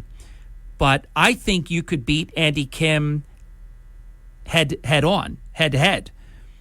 There's no doubt in my mind that you're going to win this. Now, of course, that is all predicated. My calculation is that I know no one works harder than you do, that you're going to do the work and all of this, but your prospects look really strong, Curtis, to me.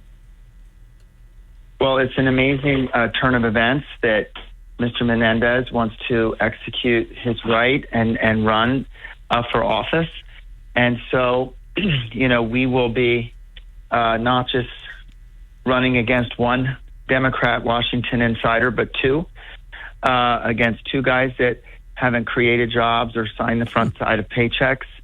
And we're excited to make that contrast, make it very, very clear, and work for all New Jerseyans to bring some common sense back to our state and to the Capitol.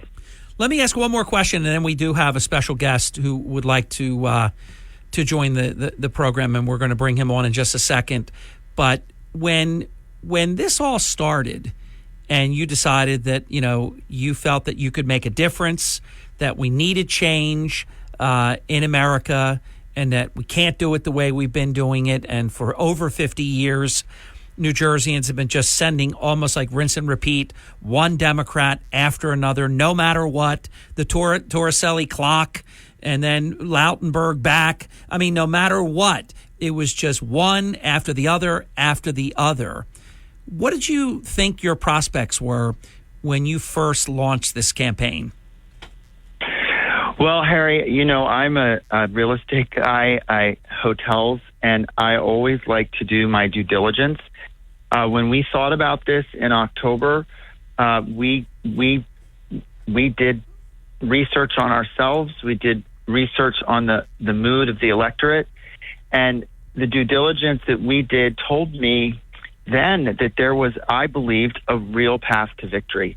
We wouldn't do this if we didn't think we could win it. There have been twists and turns along the way, but that thread line is there. There are 2.5 million unaffiliated voters in our state. It's not your grandmother's Democratic Party anymore. It's a radicalized party. And you add up all these opportunities, and it adds up to a victory for Republicans in November. The issues that we've been talking about are the issues that all New Jerseyans are concerned about. And we're going to do this with hope and with optimism. We're going to go out there. We can make our state great again. We can. We can get what we deserve back from D.C. We've done a bad job in the last 50 years. We rank 49th in what we get out of the federal government. So there's just a massive opportunity. And with President Trump at the top of the ticket, we have huge turnout expected this year. People are more engaged. And we think that, from the beginning, we've believed we could win or we wouldn't have done it.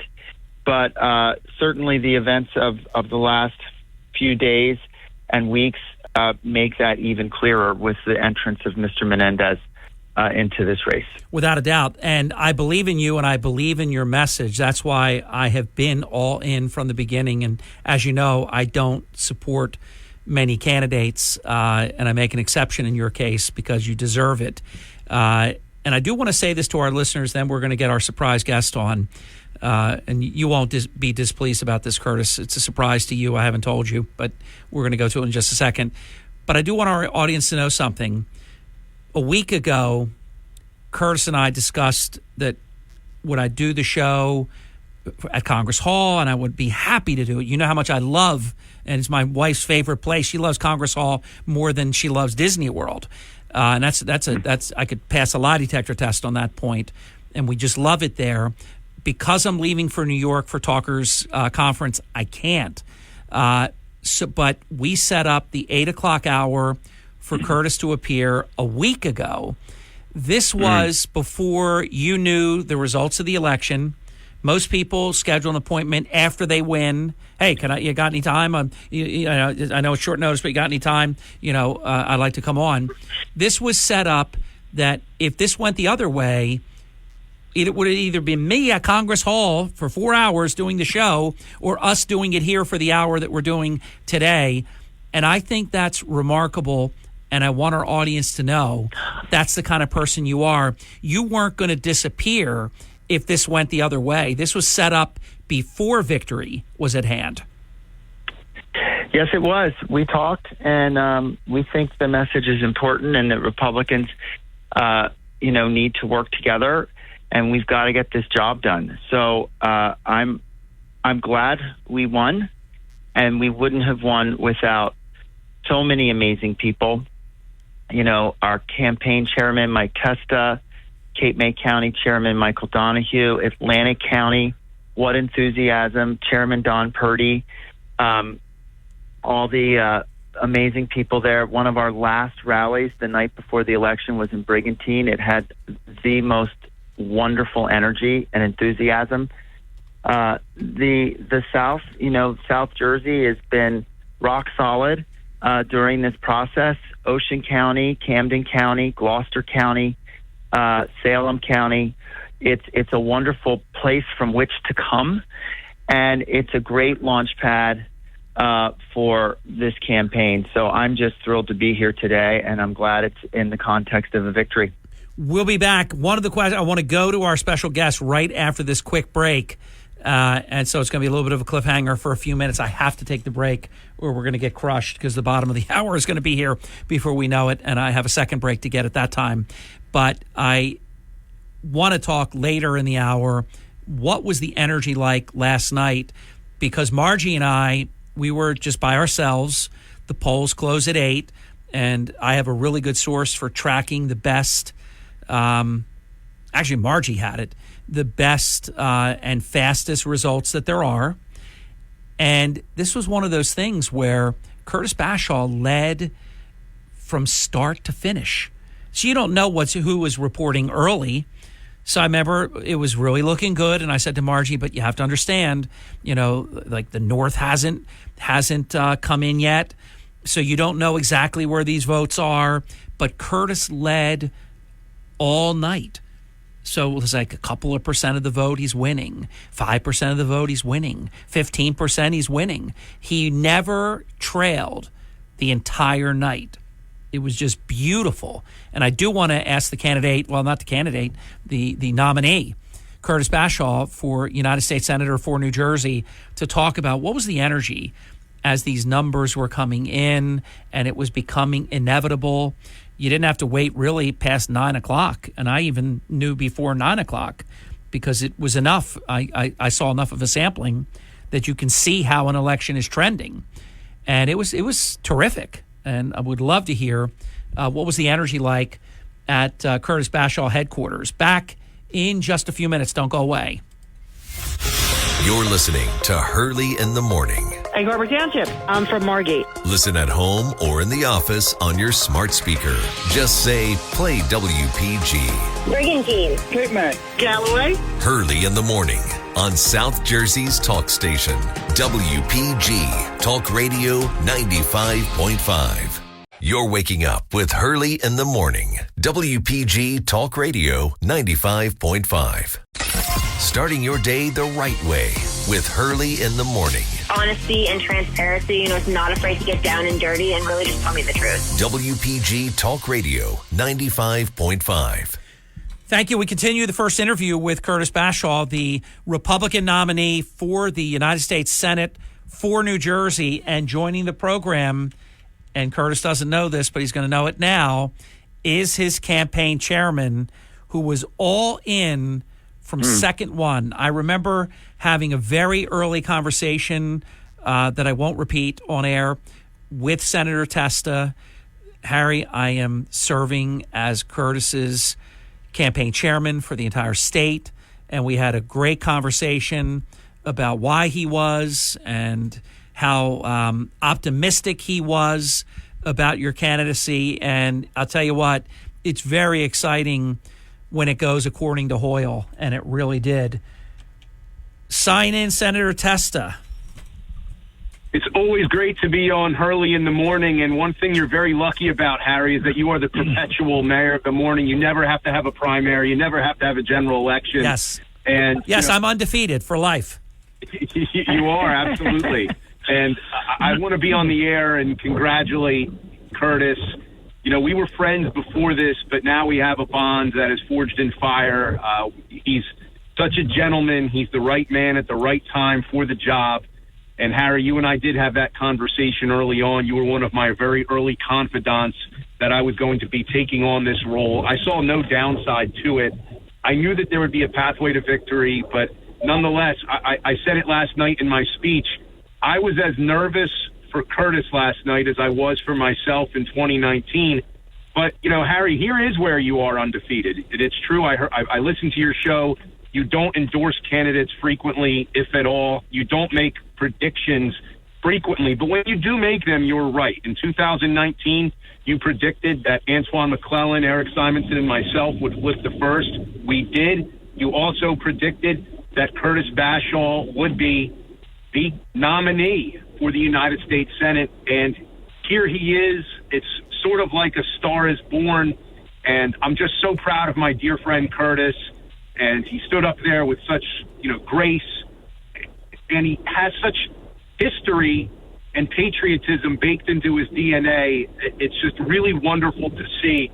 And speaking with Chairman Donahue, early on in my political career, he said every campaign takes on a personality. We got to see, our candidate, grow and mature and hit his stride. And boy, has he ever hit his stride.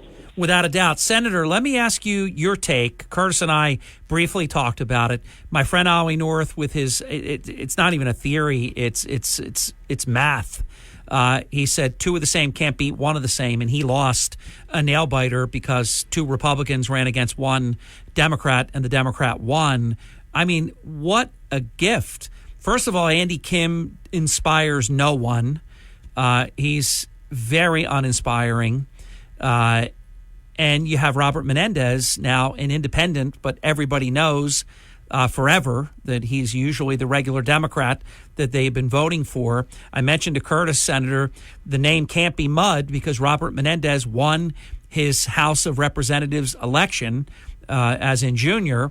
So Robert Menendez, who has nothing to lose, he's going to be in this thing. He needs to continue to have money come in and all of this. So he's not getting out. This is literally teed up for Curtis, Senator.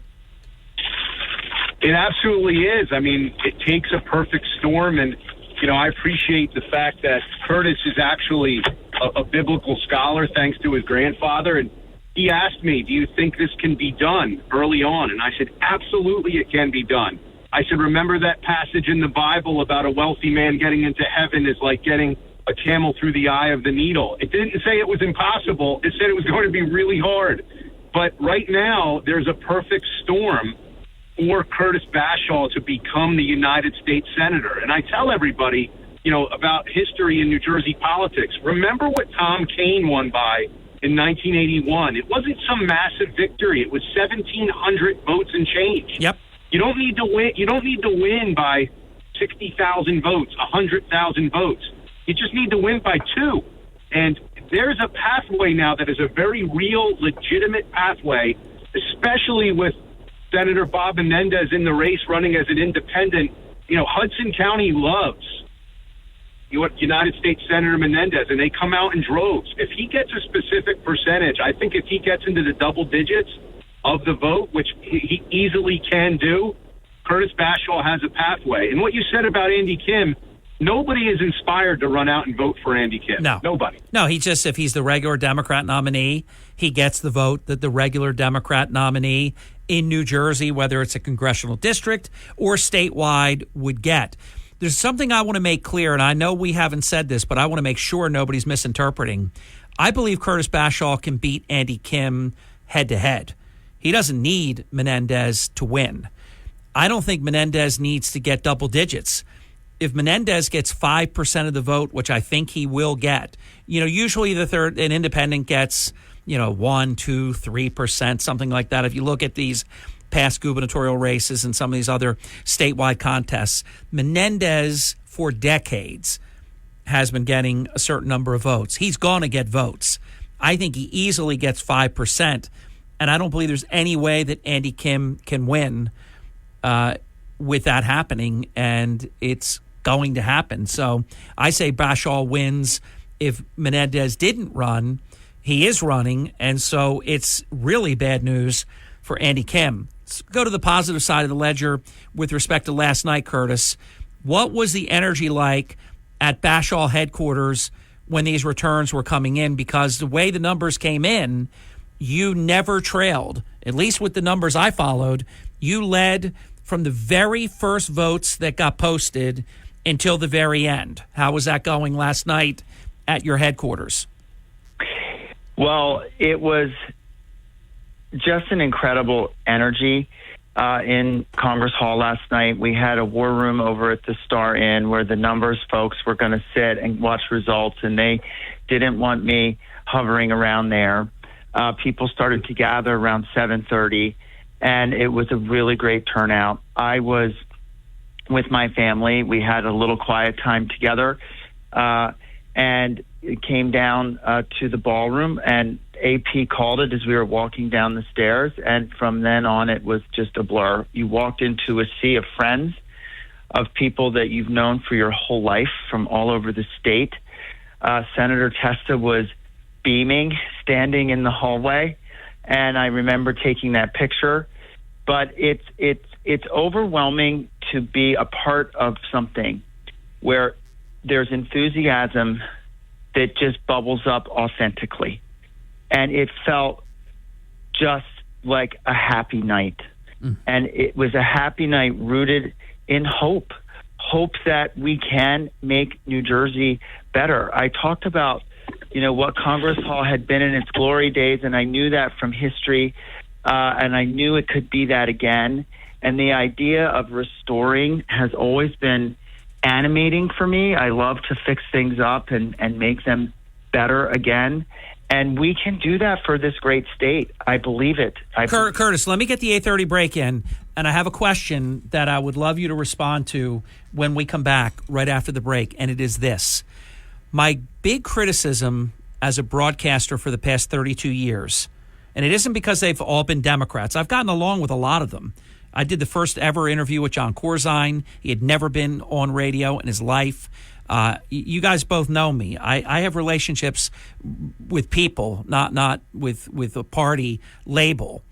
And my criticism, though, is that, and maybe this is nationwide, but I'm going to be parochial and say I know that it's New Jersey-centric. Our senators become Washington swamp creatures. You almost accept that they don't even do anything for New Jersey. They go and they play the Washington, D.C., hustle, the game. I can tell that you want to do things for New Jersey, in the United States Senate. And I have no doubt you're elegant, you're smart, you're really, really capable. You can go in day one and you can do this job. I have no doubt about that. And like you said, you signed the front of paychecks. A lot of people that you're running against and people that are serving presently have never signed the front of a paycheck. They've just been government creatures and political creatures their whole lives. I want to ask you, how will you be different in terms of, you have to go to Washington, you have voting sessions and all of that. But look, I don't dislike any of the people that have served, but I haven't liked the way that they served. It's as though they win, they come to get their 6-year term, and then they leave us. And then we hear from them again when it's time to get 6 more years, and then they leave us again, and that their whole existence is Washington and not serving New Jersey. If you agree with that or disagree with it, let's talk about it next. Curtis Bashaw, Senator Michael Testa. It is the Hurley in the Morning program. This is the Town Square, New Jersey Info and Weather Network. It's 34 minutes past the hour with future Senator Curtis Bashaw and Senator Michael Testa. I am Harry Hurley with 3 stories that you can follow on the WPG Talk Radio 95.5 app. My lead article this morning is about this Cape May hotelier who won, and I give my take on how I believe he did it. It's comprehensive, and I believe it's fair. Atlantic City police officer rescued yesterday in Atlantic City a teenage girl and multiple animals in a fire. He's a hero. We have the body cam. You can see it. Good morning with your South Jersey weather forecast. I'm Joe Kelly. Some sunshine this morning, yielding to clouds in the afternoon. From those clouds, we could see a few scattered showers, even a thunderstorm. A high temperature today, about 77. A good chance of showers and thunderstorms tonight, a low 69. And tomorrow, scattered thunderstorms, a good possibility, especially in the afternoon. Tomorrow's high expected to be 81. The good news, the outlook for the weekend looks good. Friday, Saturday, and Sunday, sunshine with highs each day around 80. WPG Talk Radio 95.5. For complete contest rules, visit WPGTalkRadio.com. Hurley in the morning. It's breaking news that I can trust. WPG Talk Radio 95.5. I'm going to say it on air. I was just telling Curtis, my wife Margie, who doesn't get involved in any of this, is so incredibly devoted to Curtis. Curtis, I'm going to ask you not to comment on Margie yet because Senator Testa has a speaking engagement. He's got to go. So my question is on hold now, but I'm going to come back to it. And I want to make a comment. Margie, and if everybody that really supports a candidate did what Margie does, Margie recruited 14 people who normally don't vote to vote for Curtis. One of them had a broken hand and a broken foot and went out and voted for Curtis Bashaw yesterday. That's devotion. And Margie never gets involved in any of this stuff. She is so devoted and committed to Curtis becoming the next senator for New Jersey. Curtis, you'll have a moment to comment about that after the senator goes. Senator, I know you have to run, but you have a final point that you wanted to make. You know, Harry, I heard you speaking about South Jersey, and, you know, South Jersey has really been the resurgence of the Republican Party in the state of New Jersey. And I have to give a shout out to my assembly mates, Eric Simonson and Antoine McClellan. We were the tip of the spear in 2019. It is no surprise to me or them or any of the South Jersey chairmen that Curtis Bashaw is now the nominee for the United States Senate. South Jersey is coming out in big numbers. You know, think about this. 5 years ago today, Harry, 5 years ago today, we had a Democrat Congress, a fully Democrat legislature in LD1. Yep. In LD2, we had just a Republican senator and Chris Brown because he was really miraculous about how he was able to get elected. Yep. And Cumberland County was 7-0. Freeholder Board, as they were known back then, you know, Democrat sheriff, Democrat surrogate, Democrat clerk. And here we are now at a point where South Jersey is getting recognized. So not only is it a really good point to make that we need to send a Republican to Washington to represent us to make all of those metrics better. We're 49 out of 50 and getting money back, you know, into the state, you know, of federal dollars. we need someone from South Jersey that understands what the Garden State is all about and why the Garden State is the Garden State, and that's Curtis Bashaw. And I'm so happy that he has roots really throughout the state, but that he has planted his roots in South Jersey. So he not only understands the entire state, but he really understands the needs of South Jersey, which are oftentimes completely forgotten. What a home run comment. What a point of just added value before you leave. Let me just agree with you. You flipped the first, then the second district flipped completely. The third district flipped completely. And then guess what? When there wasn't that kind of energy on the ballot, Republicans had a bad election. And I believe that changes now and continues next year with Jack Ciattarelli. So, Senator, I totally agree with what you said. Curtis, closing comment for your chairman.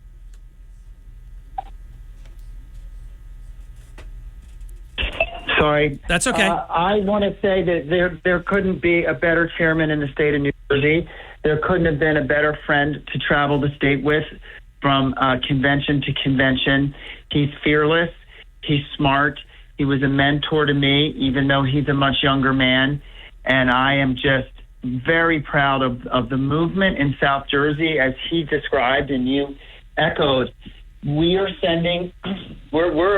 a proving ground and a breeding ground for Republican momentum in New Jersey, and people notice it. People are seeing it, and people are hungry for a new Republican Party, a re-energized Republican Party in our state, and I think it's going to swell through this election season, and it's just very, very exciting. So thank you, Michael, Senator. Hats off to you for your leadership, and I'm just very, very grateful. Senator? As Al Davis once says, just win, baby. Just win. Senator, we'll talk to you later. Got you out on time. See ya. You know it. So, Curtis, just because I obviously adore her, and this October 17th, we will celebrate our 42nd wedding anniversary, which is amazing. My wife, Margie, who never gets involved in this stuff. I shouldn't say never, but rarely for special people like Jeff Andrew and Curtis Bashaw and Vince Palestina and Michael Testa, special people, but very, very small, few and far between does Margie ever get involved. She has been, since the moment you declared your candidacy, she has been all in. And I mentioned she did something that if every faithful supporter would do this, your candidate would always win. If you got 14 people, that just happens to be a number that she achieved. It could be 10, it could be 20, whatever, number, 5. But when one person, you're talking about a super vote, when one person, and it is 15 because her vote too, but she got 14 people to vote for you, including, and I'm going to protect the innocent, a gentlelady that has a broken hand and a broken foot that still schlepped out to the polls to vote for Curtis Bashaw. That's, to me, Curtis, not just because it's my wife, that's meaningful participation there. Well, and that's precisely the participation that comes when there's enthusiasm and energy and momentum. It bubbles up. It's called grassroots. And that's what the New Jersey Republican Party needs to do this year. People need to be motivated and look at her example. What a great way for us to really build the building blocks to take back the state this fall. That's fantastic. It's so helpful. And I'll tell you, the more votes that you can pour out of the southern portion of the state, you will offset what's going to happen in the north, but you're going to have your support level as well. So this is really, really shaping up to being an election that you can absolutely win. Hate to say it because I don't want to jinx you, but because of the circumstances and everything, I meant what I wrote this morning. I was not bleary-eyed and delusional. I put that you are the favorite at this point. We have to get our last break in. Curtis, when we come back, if I could put that question back out onto the floor about pride. I'm not asking you to badmouth anybody. It's reality that the past practice of United States senators from New Jersey is to win in New Jersey, and then I'll see you in 6 years. And it just is that way. There doesn't seem to be any localness. Occasionally, if there's a grant or something, you might get a press release or something. But I want to get your take on what kind of senator, if you win, will you be relative to not forgetting your localness? Doing the Washington things you have to do, voting, sessions, and all that, but not forgetting home base that put you there.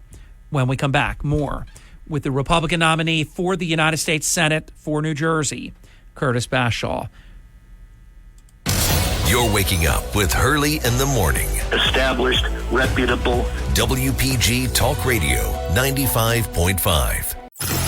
Hurley in the morning. They really do separate fact from fiction. WPG Talk Radio 95.5. We're back. Curtis Bashaw, 10 minutes before the top of the hour. Sean Steitler will join the program coming up in about 15 minutes. So we're looking forward to seeing Sean. And Curtis, the issue of United States senators who win in New Jersey and then leave us only to return, about 5.5 years later to try to win again. What are your thoughts about that? Well, I think actions speak louder than words. I have always stayed loyal to my home here in Cape May. There have been many adventures we've had along life's way and gone places. We spent 10 years doing development in New York City. But, Cape May is home, South Jersey is home, and in that same sense, New Jersey's home. I'm a nester. I haven't, Congress Hall, the Virginia, we've owned for 35 years. We're loyal. So I look forward to going there to work for New Jersey. But my home's here, my library's here, my books are here, my pictures are here. I'm sure that we'll have a place there, but this is home, and that's what we're elected to do, is represent New Jersey. And in getting to know the state the way we did over this last 8, 10, 12 weeks, 16 weeks, most amazing thing, and the friendships that we've made. So I just would say, actions will speak louder than words. We're a loyal person, and we're dedicated to this mission together in New Jersey. And no one's prying me away from Cape May County and all that is important here.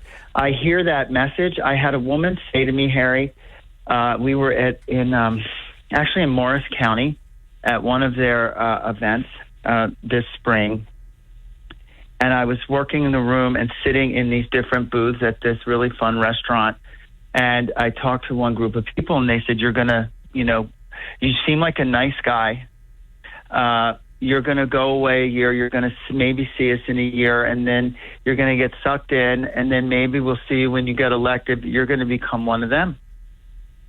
And I said, didn't know what to say. I looked at her. I said, do you pray? She goes, yes. I said, well, pray for me. Because, if people are cynical because so many politicians have been corrupted or become indifferent or become, quote, insiders, then it's win or stay even, right? If we go and that happens to us, we're right where we are. But if we don't do that and we really stay engaged for our state and advocate and do our jobs, what we're there to do, that's a win. Yeah. And I believe that we've had too many insiders and career politicians. I'm at a different age. I've had a fantastic career. I've built a business that I love, and I'm not in need of a career in Washington. I'm going there because this is a moment in time when we have an opportunity at the crossroads. New Jersey's the crossroads of the revolution. The battles of Princeton, Trenton, and Monmouth. We talked about that in our speech last night. And, we are now at the crossroads of a revolution that America needs to have. We need to take our nation back, our state back. We need to show that the Republican Party is the party of common sense values and a unifying party. I am so excited to work to expand our Republican tent, and we're going to get started on that today. There's people reaching out already as a result of this that are filled with enthusiasm, including some Democrats.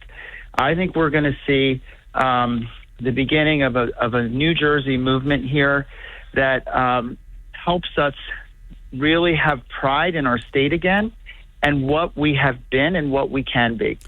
We're visiting, and we've got 6 minutes until the top of the hour with Curtis Bashaw, the Republican nominee for the United States Senate for New Jersey. And that gentlelady's question in North Jersey was basically my question. That's a really good question, and I loved your answer, actually. And it's vintage Curtis Bashaw, intellectually honest, which I've always appreciated about you.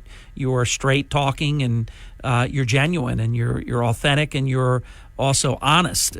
These are characteristic traits that if you have them, the rest of this stuff, will work itself out. I mean, if you bring these skill sets, which you do, you're business savvy. You've created jobs, into the 4 digits now. I mean, very, very impressive. Well, the primary election is won. Now you pivot to the general election. I never ask candidates to talk about strategy or anything that it would be off-putting and rude for me to try to even delve into. That's not my thought process here. But how do you pivot from the primary to the general election? Well, I think it's more, how does a campaign speak to a larger audience? Our base is the Republican primary voters, and we believe that that's where the right values lie. But there's a lot of unaffiliated voters who are upset and discouraged, and we need to have them feel the optimism and the hope of just returning to some sensible priorities. And the Democrats, I just think we're going to go out there and have a hopeful, positive, open message that's talking to all New Jerseyans, right now. Now, Curtis, you had to take care of the primary first, but what were you thinking when you got the news that Senator Robert Menendez was, in fact, going to be a candidate for re-election as an independent? You knew that if you were successful yesterday, you were going to run against Andy Kim. And I know we talked about Menendez being in this race as a third-party candidate, but what went through your mind? I mean, was it, my gosh, if I win this thing, this is teed up. This is very advantageous. Did anything, or were you just so focused on the election that was at hand that you really didn't have time to process that? We were very focused on the election at hand. We knew that this could be a factor. We'd heard the rumors ourselves, and you think about that. But I always have been, really focused on Andy Kim. And back to your earlier point, I'm not afraid to run against Andy Kim solo. I believe that he's a beatable candidate because of where he stands on the issues. And I think that we can do it. I don't think he's ready for promotion. Well, I totally agree with you. He's I think, district known, not well known statewide. You worked incredibly hard in your campaign. But I guess I would say this as an analyst. I would say it in friendship. I don't want you to complain, though, the fact that you have to run against Andy Kim and Robert Menendez. I don't think that's worth complaining about. Could I squeeze this in real quick, and then you'll have the final minute? We have exactly 2 minutes with Curtis Bashaw. Don Purdy, so you heard from the Cumberland County Republican chairman. You heard from the chairman of the Curtis Bashaw, the state chairman, one and the same, Senator Testa. He's 2-1. And now I'm going to share a comment from Don Purdy, my great friend and yours, the Atlantic County Republican Party chairman, who just wrote in, Curtis Bashaw is a class act. I am proud to stand with him and fight with him to put New Jersey back on the national stage and bring this country back to what it was built on.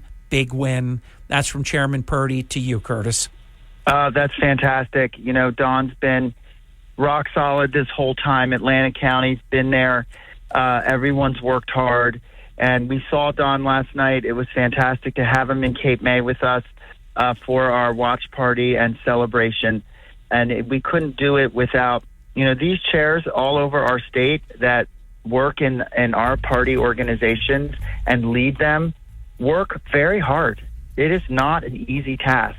And to, we all know that as Republicans, we have to be unified. We talk about it, but we actually have to do it. And to do it, you have to do the work. And so I have great admiration for those leaders and appreciate their support as we've been in this campaign. Curtis, the music is playing us out, but I do want to share. You got 79% of the vote in Cape May County. I mean, you talk about Kate, your county coming through for you. That's amazing.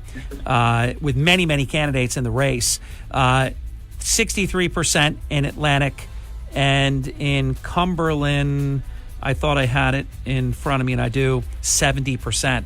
You got the turnout. Your home base came through for you big time. Yes, they did. I mean, it was fantastic to feel that energy and From Harry Hurley Way in the world's playground to the Broadcast Pioneers of Philadelphia Hall of Fame, you're about to find out why Harry Hurley has been named to the Talkers Magazine list of the 100 most important talk show hosts in the nation. Live from the studios of Town Square Media in Northfield, it's Hurley in the Morning on WPG Talk Radio 95.5 and the WPG Talk Radio app. Thank you. Welcome back. It's just about 6 minutes past the hour. It's my pleasure to welcome back. And it's very simple. If you think about the very first Wednesday of every month in the 9 o'clock hour, you know that I'm going to say good morning to Sean Steitler, the owner, the president, the chief executive officer of East Coast Roofing, Siding, and Windows. And this program is presented and sponsored by East Coast Roofing, Siding, and Windows. Sean Steitler, looking forward to our discussion this hour. They're on the web at eastcoastroofing.com, or you can call 609-646-1444. And it's very simple. They do basically everything exterior. They're not doing railings and things like that, but basically roofing, siding, windows, doors, gutters, gutter guards. They do it all, and we've had them do it all. In fact, we've done everything they do, other than we haven't gotten the gutter guards yet, but it is definitely going to happen at our home. And as I recommend Sean and his great team to you, I always tell you that I don't ask you to do what I haven't already done. And Sean, I mean this. I've had so many great, not good, great experiences with your company that it's an honor to refer you. Thank you. Yeah. I mean, that's what it comes down to, right? You know what I mean? Just you prove yourself over and over again. Yeah. You know? And you do. The work is perfect. It's always quality. I've never had this happen, but if it ever did, I know that if I needed something, you're there. You stand behind the work that you and your team do. Yeah, that was a big thing that my dad started with, you know what I mean? Like that whole, if you call, we'll show up. It doesn't just happen with the first call, but whether it's, 5, 10, 15 years later, you know what I mean? If you have an issue, you know what I mean? You have a place you can call and someone responds to it. And that's a big difference between us and a lot of the companies, A lot of companies come and go, and a lot of companies don't reply. They, they're eager to get the initial job, but to stick with it and, get through all of it. That's the never hear from you again thing that happens when you need someone is so much off-putting, such a turnoff. Yeah. Sean arrived during the interview with Curtis Bashaw. So Sean was here for a few minutes during the last hour, and I was thinking about as I was going to the break, because Sean and I, it's organic. We just come in and we talk. We don't rig the game. There's no predetermined, anything. But I was thinking about that I have had a new roof, new siding, new doors. That's every door in the house. 2 double doors in the front, the garage door, and a sliding door in the back. New gutters, and I don't think, and all new windows in the home. How could I forget that? There has never been a time where I had to call and say, hey, this window's stuck, or this doesn't work, or this is leaking, or this happened, or the siding's flapping. You realize you have done every single job that I mentioned, and I've never had the occasion to have to call and have you come back. That's pretty good. One call I made because either a bird did it or something happened, or we didn't notice it early on. Rip screen. But I mean, rip is like lying. It was tiny, like it almost looked like a box cutter. And it was about 2 inches long, just a tiny little line. Yeah. And so like little bugs could get in and stuff like that. So I'm thinking it's going to just get, like patched or something like that. Next thing I know, a whole new screen comes. Frame and all, yeah. Yeah. So that's the only call but that had nothing to do with you. Yeah. That happened after the fact. So some angry competitor I guess that you bumped off the list of your top 100. You know what I mean? Got real mad. Wasn't brave enough to slash your tires, but he thought, I'll get him back. He's got brand new windows. I'm 25 now. Yeah, exactly. I'll slash the screen. So I just want to say thank you for that. Oh, yeah, absolutely. Thank you for making me not have to call. Well, it's funny. Some of our best advocates that are out there with the years that I've learned growing up in this business. My dad would tell me like some of his best customers are ones that did experience a problem. You know what I mean? Because they experience problems from past contractors as well, and they know how contractors. That is a nightmare. Exactly. It's called. In the business we kind of call it a tailgate warranty. You're out of warranty when you see the contractor's tailgate leave your home after he's done the job and whatnot. But I mean, some of the ones that have had an issue in the past, where it's like, hey, but we've stood behind it and stood with it the entire time until it was made right by the customer. You know what I mean? Like, they can testify to that. Like, hey, there's a thing called making lemonade out of lemons, and things like that. In my old life, when I was a hotel senior executive, one of my favorite things, I didn't like problems. And in my job, because I was head of all the operations in the hotel, I had nothing but problems all the time. Something's broken, somebody's having a bad experience, someone's scamming us to see what they can get. Yeah. You see it and you live through it all. One of my favorite things, though, and I could tell when it was a customer that was scamming and they just wanted to get me to comp them to the buffet or comp them for a return visit. So I would dance even when I knew they were lying to me. But when I would genuinely have, it might be a husband and a wife or a whole family, and just things didn't go right. Yeah. Everything, it happens. Just service wasn't right, the meal wasn't right, the room wasn't right, just stuff happens. One of my favorite things was turning that around. Because if you don't turn that around, in my old days of teaching customer services, Sean, if you have a good experience, someone is likely to tell one or two people. Yeah. If you have a bad experience, you're going to tell at least 10 people. Yeah. So how do you endure, like you all have done for generations, if you have more bad experiences than you have good experiences, you're going to blow yourself right out of business. Yeah. Because you can't keep up with the math. The math is fatal. Yeah. So I always wanted to make that person that was ready to leave and never come back, I would thank them for giving me a chance. Because you could have just left, and I never would have known this, and you could have been talking about, how bad we are to all kinds of people, but you gave me an opportunity, and I want to bring you back, and we want to make it special, and we want to show you that was the exception and not the rule here. Yeah. And they became some of your most loyal clients. Exactly, because they saw like that you did it right, because any place can mess up. I mean, any place can do it right. Yeah. Everyone is in business. Hopefully, every roofing contractor out there, they do occasionally, and hopefully they do more good roofs than bad roofs. But the ones where things just don't go right, do they stand behind it? No matter the cost. You know what I mean? That's what it comes down to. The decisions that you have to make where it's tough. It's like you cannot let money be a determining factor in the equation at all. At the end of the day, it's like, I don't care what it costs. Yeah. What is the right thing to do, money aside? You know what I mean? If that's the right thing to do, then that's what you do. But you do know there are many people that operate just the opposite. Oh, 100%. It's like, whoa, I can't even think about doing this because this is what's going to cost me. Exactly. Meanwhile, if you're looking at the big picture, it's like you talk about on your show, cheapest is not always least expensive. Yeah, lowest cost, not the lowest. Or cheapest price is not the lowest cost, because it ends up costing a whole lot more to do it right. But that's your reputation too. And that is what it is. They would tell somebody. It's keeping people coming back. Like, wow, I had this problem. The roof was leaking, and I call, and they don't show up. I call, and they're hemming and hawing about making it right. Or, hey, I'm with East Coast Roofing, Siding, and Windows, and they stood behind their work. Yeah.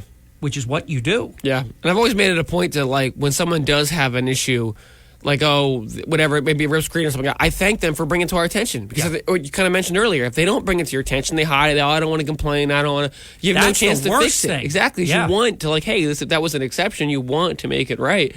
And if they don't bring it to your attention, you don't have an opportunity to fix something. Yeah. You know? And the one other thing, too, is when speaking about that, like reputation, about having that, I don't take all the phone calls at the office, but I do get occasionally. If I get time and the phone's ringing and the other girl's on the phone, I'll try to pick it up. So I pick up the phone call here and there. I was talking to someone recently that called for an estimate, and they were recently referred by someone that dealt with me a couple years ago, and I did the estimate, did all their windows and whatnot, and he had said, like, yeah, does that person who referred me, if I give you their name or whatever, and he mentioned who it was, and I remember them, and he said, do they get any kind of credit or things like that? And I said, not really. And I said, and I've always thought about this, but I know a lot of companies have like a referral reward program, and I told him, I said, listen, but the reason I've never done it is because I want you to know that you were referred because they have nothing in it for them. They truly believe that we're going to be the best fit. It's not because they're going to get $200, not because they're going to get a free window. They're referring you because there's nothing for them out of it. It's just they truly believe that you're going to get the best experience if you go with us. You know what I mean? And no one else. Because I one time got someone when I was young and I didn't know contractors and I needed like carpets done. And a guy, he's like, I got a great guy for you. I'm going to refer him to you. And then they got to my house, the car people, and they said, anyone you refer to us, we'll give you $20. And instantly my first thought was like, man, the guy that referred me, I wonder if these guys even do good work or if he just was looking for $20. You know what I mean? Like, I don't know anymore. You know what I mean? So I wanted them to know, like, hey, if you get referred to East Coast, it's because they truly believe that we're going to be the best fit. Not only is nothing wrong with that, I like that you just shared. Yeah. That means it happens for real. Yeah. And of course, I would love to reward people that refer us, you know what I mean, and stuff like that. I don't know how we would do it, but again, I don't want to dilute the referral, and so it's hard to do that. Yeah. You know what I mean, in a way that keeps that referral based off of like, hey, they really do believe that we're going to be a good fit. First break. I can't believe it already. Approaching 17 minutes past the hour. Sean Steitler is here. They're on the web at eastcoastroofing.com. Or you can call the office, as Sean was just talking about. It's a great team. You're going to love everything about the process of getting started, the follow-up systems. They let you know exactly what's happening at all these different points along the way. You're going to really enjoy the experience, and I can say that from firsthand knowledge. 609-646-1444 with Sean Steitler. This is... You're waking up with Hurley in the morning. Brigantine. Mays Landing. EHT. Ocean City. WPG Talk Radio 95.5. South Jersey's talk station. You're listening to Hurley in the morning on South Jersey's talk station. WPG Talk Radio 95.5 and the WPG Talk Radio. Wake up weekday mornings with Hurley in the morning. This is the stuff we need to talk about. WPG Talk Radio 95.5. We're back. Yours truly. It is Sean Steitler, owner, president, CEO, East Coast Roofing, Siding, and Windows. And there is a great program that, and I say it's great because I'm very grateful for it, that you and Carrie and the team put together. I think it was Carrie's idea, if I'm not mistaken. Yeah. That all good ideas come from. There you go. I'm with Carrie. you on that. They're great. They're great idea makers, and we love it. And we do have a referral program between the Hurley in the Morning program and East Coast Roofing, Siding, and Windows. So as soon as we had the break, I was like, oh, wait a minute. Yeah, I do have one referral program, and that's for Harry Hurley. Because how many years has Harry referred people to us without getting anything back? You know what I mean? But it is in keeping with your philosophy and your integrity on that. Yeah. Because you know me. I couldn't refer if I didn't believe. Yeah. Plus, you've gotten everything we had on your house. It's not like you never used it before. You know what I mean? You've gotten every project there is, you know? And so, so basically, my wife had this idea, like, we were all about win-wins and how we can support. And East Coast does a lot of things for the community. And then, so we're like, wait, Harry Hurley has this charity, and we've gone to your dinners before.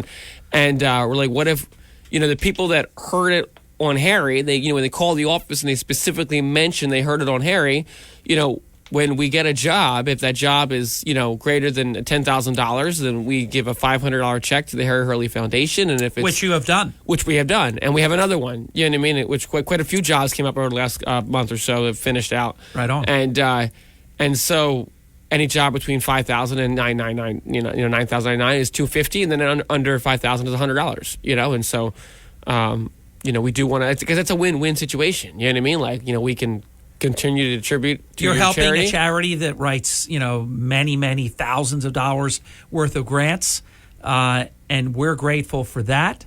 And wonderful people that get your product, they're taken care of. Everybody wins. It's a win-win for everybody. And then you know what? And my father, by the way, win-win-win. Win-win-win, exactly. Win for us, win for you, win for the client. Exactly. And win for the person who gets the money for the charity. You know what I mean? So win. There you go. We can keep going. Exactly. This is amazing, you know. But yeah, my stuff that my dad did in Guatemala and South America and stuff like that. I mean, you guys have donated like X-ray machine and things like that, and such the dental clinics that he put down out there, and so it's been. You know what? And I know you do, and you know that I do. I really miss your dad. His heart. I mean, when you think about that project was the first dental care that community ever had. Yeah. They had no, I think they used to try to take a boat or something to somewhere, but it was nothing. They had no dental care. And your father did a lot with bringing wells and fresh water to people. Yeah, and so, the dentistry thing, it's like some people would never leave the village. Like if they needed to go to a dentist, they'd have to get a boat to go to a main village. Yeah. But a lot of those locals that live in that one particular community have never left and would never leave. And they don't speak the same language over in the other village. It's mostly it's Spanish in the main villages, but it's Quechuquel in the village that he was from, and that's like an ancient, I think it was like a Mayan, a certain dialect of Mayan that, it's like there's different even dialects of that in particular language, and other villages just don't speak it, and so it's it's very difficult. And so, but now they had a dentistry, and it's project, and it's living beyond him. You know what I mean? It was established, and it's well established, cool. And so, Sean, I shouldn't do this. This is probably like a great offense that I'm about to commit, but I'm like I'm like chomping at the bit. I've thought about it a bit. What has happened with Casa de Larry? So my brother continues to run Casa de Larry. So my brother, like my older brother, his name is Larry, and he wanted nothing to do with the roofing industry, which is great because I don't have to push him off a roof one day. You know what I mean? So we're fine. There's no maybe a Lion King scene where it's like long live Larry. No sacrifice. No sacrifice. We're good. Yeah, he wants nothing to do with it. And he's never had an interest in the roofing thing. I've always just lived and breathed it my entire life, and shout out my father. But when my father moved to Guatemala and, first started visiting down there, my brother visited one time down there and saw what he saw and just fell in love with the people and the place. And then, my father started this Airbnb, Casa de Larry, and started doing things like that. And then my brother took a large interest in that. And, he's a pretty large member of the community down there, my brother. And he runs the Airbnb. He continues to, do a lot of other projects down there.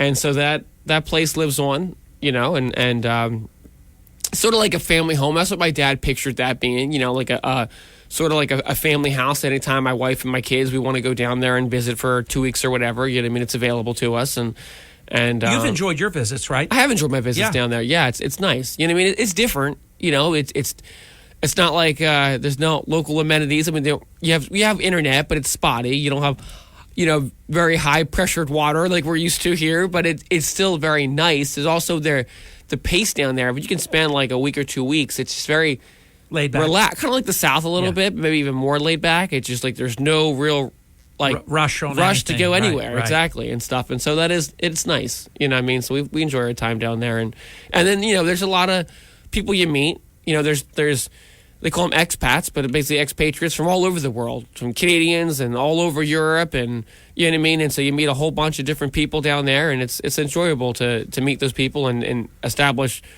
good friendships and things like that. I imagine and it's not ever what he ever looked for because he was very humble. Hate talking about your dad in the past tense, because you know how much I loved him. He was like a hero to the folks there.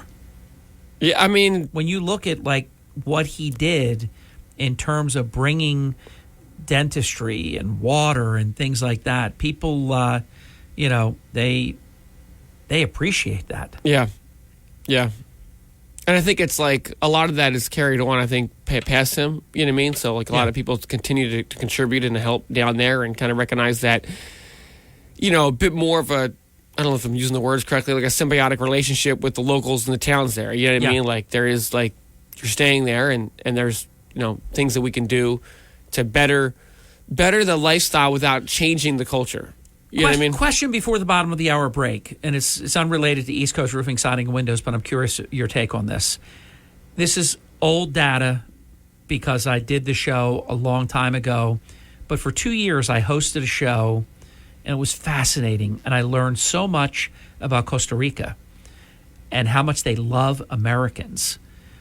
In Guatemala, what did they think of Americans?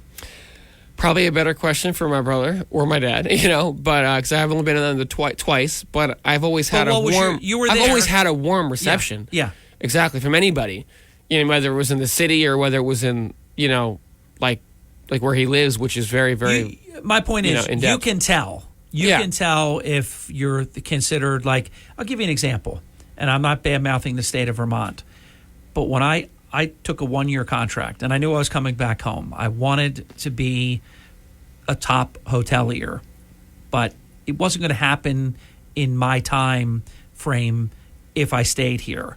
I took a job, number 2 position on the property. When I arrived, I heard, as I would walk away, called Flatlander. And Flatlander? Yeah. I mean, is that a derogatory term for people that don't live near mountains? Well, they knew I came from, you know, sea level and flatland. So Flatlander, they didn't even know. I guess that's better than being called a flat earther. Yeah, there you go. But I would hear this whisper and these kinds of things. So there was a resentment. Wow. So I just thought about like, wow, that's by the way, that's within the contiguous United States. Yeah. Here you go to another country. For example, I know this for a fact, but I don't know to what extent it still exists now because I never pretend to know what I don't know. But I know what I knew then. This was a number of years ago. Costa Rica, they love Americans. Yeah. I mean, adore. Yeah. And a lot of Americans, and now the property values, oh my God, they went crazy.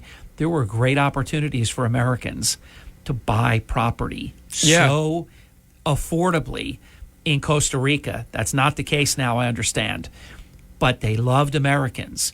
And I was just curious, like, what in Guatemala, what did they think? Yeah, no, I think it's highly Americans are both, not just Americans, but I think from what I've talked to other people that are down there, I mean, everyone gets a pretty warm reception. People that are there that are the expats from all over the world. I don't think it's particularly Americans. I think they're just a friendly. But there are parts around the world where they hate Americans. Yeah. You didn't do anything, but they hate you. Yeah. It's like when you go to France, you go to a cafe, they pretend they can't speak English, right? Is that what we're talking about? You know what I mean? I haven't been, but it's right here. And our oldest ally, by the way. Yeah. And our president is there right now. Exactly halftime, 32 minutes past the hour. We'll be right back. He is Sean Steitler. We will talk about East Coast Roofing, Siding, and Windows when we come back, I promise. 609-646-1444 to make an appointment. On the web, you can do so on the web as well, eastcoastroofing.com. Back with Sean in just a little bit. Don't go away. You're waking up with Hurley in the morning. Egg Harbor Township, Ocean City, Goshen, Cape May. WPG Talk Radio 95.5 and the WPG Talk Radio app.